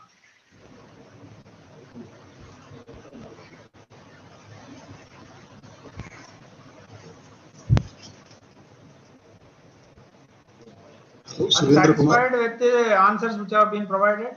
Yeah, what is a millimeter wave frequency going to be used for 5G communications? I think it is not yet decided. 38 gigahertz is being still considered. Okay, and somebody was telling me 28 is also considered. 28 is also like a millimeter wave. The technology what you need to use and other things, because it is almost onset. Please remember, there is no hard and fast boundary that 3 to 30 gigahertz you have to use only this. Beyond 30 gigahertz you have to use only this. It's a soft boundary we are trying to put. So people use millimeter wave concepts, they will be successful even with 28 gigahertz being considered, or 38 gigahertz or 32 gigahertz, like this I am hearing. Yeah, for array antenna, can we use graphene as patch and silicon dioxide as a substrate? Silicon dioxide is not used, silicon is only used. And graphene, yes, people have some papers on those things. Okay, and please refer to that. And there is nothing like a patch, you can have it. Even dielectric liquids are being considered. Liquid antennas were there. I've seen yesterday some good papers on those things. Okay, and water is being used as the ground plane for such cases, because water also absorbs all the millimeter wave and microwave signals, etc. So water and all those things were there yesterday. I've seen some papers on those things. Thanks to Dr. Ramakrishna, because he has given me a good exercise to go through the recent developments. For last 10 days I've been struggling, and the whole weekend I spent only to develop these slides and other things. Yes, I enjoy that work. Unless there is some deadline, I won't work like that. So thanks to Dr. Ramakrishna and his team, Dr. Prasad and all those people who has challenged me whether you can do something in millimeter waves. I could gather good information now. Yeah, any other questions? Yeah, let me check whether graphene can be used as a patch array and other things, and get back to you if there is any possibility. Okay, yeah. Any other questions? Please, I think a lot many people are there, and all of us are teachers. Given a chance, we should be able to speak always. How many are there? 63. Maybe some 50, 55 people must be participants only. What's yeah. What are other questions, please? If you don't have, I can ask questions. Yeah. Yeah, please add the Maxwell's equations wise, whatever I was talking to you. And yeah, Dr. Ajit Kumar was saying, we can use water as a ground and a copper as a patch with FR4 substrate. FR4 is not meant for those high frequencies. Okay, FR4, even at millimeter wave, people are having lot many questions that it will not give the repetition of the results and many other questions. So FR4 is only just for a trial. Okay, and water as a ground plane, yes, I've just seen some papers. I'm also not very confident. Okay, we have to experiment a lot on those aspects. But liquid antennas and liquid materials being considered, liquid dielectric materials being considered as antennas is a very good field, and people are considering them to be used as invisible antennas. Okay, so liquid will be there, and in between they are going to make it as a plasma thing in, and Whenever you wanted to use it as an antenna, they want to put it into the plasma stage and put it. The plasma antennas and other things, particularly when they want invisible systems. Okay, lot many developments are there in antenna systems nowadays. Many of you can please venture into those areas. Don't think of only simple microstrip, 2.2 epsilon r and using some EPG here and there, improvement and other things. Or at least encourage your students to enter into this field. Now, lot many companies are coming up even in Hyderabad in antenna systems. Okay, so please try to share your knowledge with them and try to do some projects and other things. Right, which is a good antenna for metamaterial. So there is nothing like a good antenna. Antenna is for everything. Okay, everything can be used as an antenna. So very lot many materials, and there electromagnetic band gap metamaterial is the broad area where you have hundreds of varieties that are possible. Electromagnetic band gap materials is one variety out of them. Okay, so you have epsilon negative materials, epsilon zero materials like this, GIM zero index materials. Okay, near zero index materials, EBG or RIS, reactive impedance surface, or HAS, high impedance surface. Like this, minor variations do exist. In EBG, what exactly happens is the band diagram, if you see with reference to the frequency versus energy band gap is the way we try to draw the diagram. So the band gap falls proportional to the microwave frequencies. That means electronic band gap is equal to H times microwave frequency range. Such materials are known as electromagnetic band gap materials. There are materials which can give photonic band gap also. That means the band gap falls into H times optical frequencies. Like this, all those things are also broad class of metamaterials. Metamaterials like India, like we have Assamese people, Punjabis, Andhra, Karnataka, Tamil Nadu, so many states. So many minor varieties do exist in metamaterials. One of those varieties is your EBG materials. Okay. So metamaterials is the broad class. Yeah. Any other questions, please? Participants, if you have any doubts or any other questions, you can ask. Please try to interact. I would like to see, like our students, we should not sit. Okay. They are instant to ask questions and sitting at the back bench have so many questions in the mind. Yes, sir. We are listening your lectures even when we are students. Even after 20 plus years, there is no change in your energy. There is no change in your voice, pace, etc. Even it is offline or online. We are very fortunate to you, sir, to have a very first speaker for our program. Yeah, MIMO antennas and array antennas. Yeah, MIMO is the one which is going to have the signal processing circuits at the back of these antenna. Antenna by itself is a passive device, but antenna kept with signal processing and other things, and the signal processing you choose to either mitigate the multipath problem or improve the signal to noise ratio or something else. That decides whether it is a MIMO antenna or what. The MIMO antenna word is coming up from the communication people where they feel 4 antennas is a big array and all those things.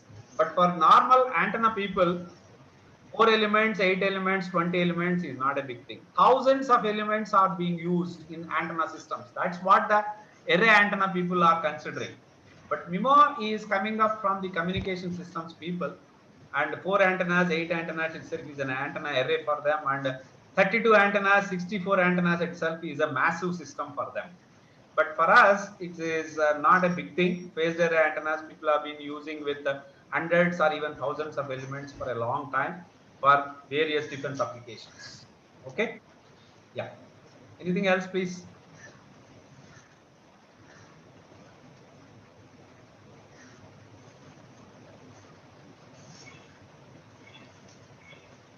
Yeah, if nothing else is much there, yeah, Dr. Ramakrishna, please, I would like to please.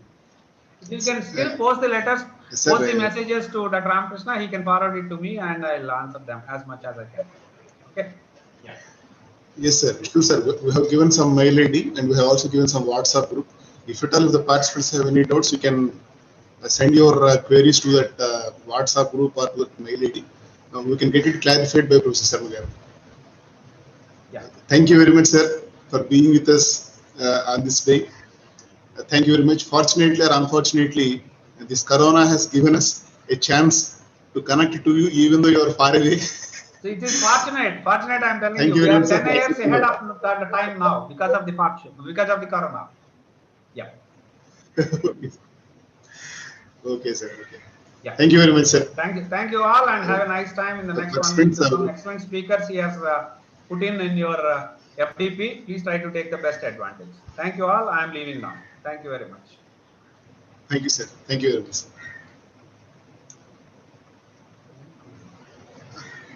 Participants, thank you very much for being with us.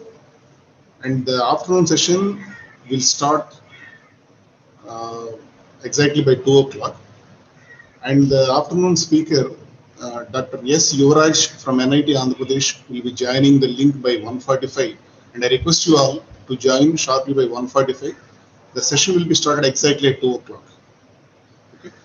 And regarding the new research areas, I request you all to pose questions or to ask all the resource persons regarding to explore the new research areas in this field. And please get benefit out of it. Thank you all. We will stop the session here and we will join at 1:45 sharp. Thank you very much.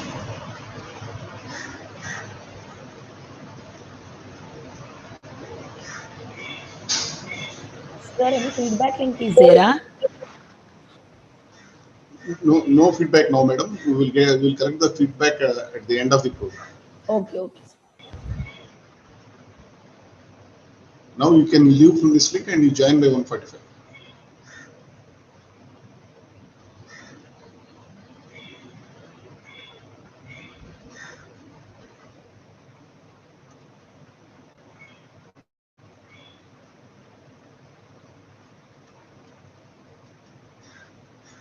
Rishi sir, hello.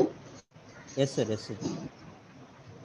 Sir, shall we start the session here? Yes, sir. We can start the session. Rajshekhar sir. Sir, stop Jena sir. You can stop the record. Okay. You can stop recording. Meeting would end Jena sir. Chesing. Okay sir.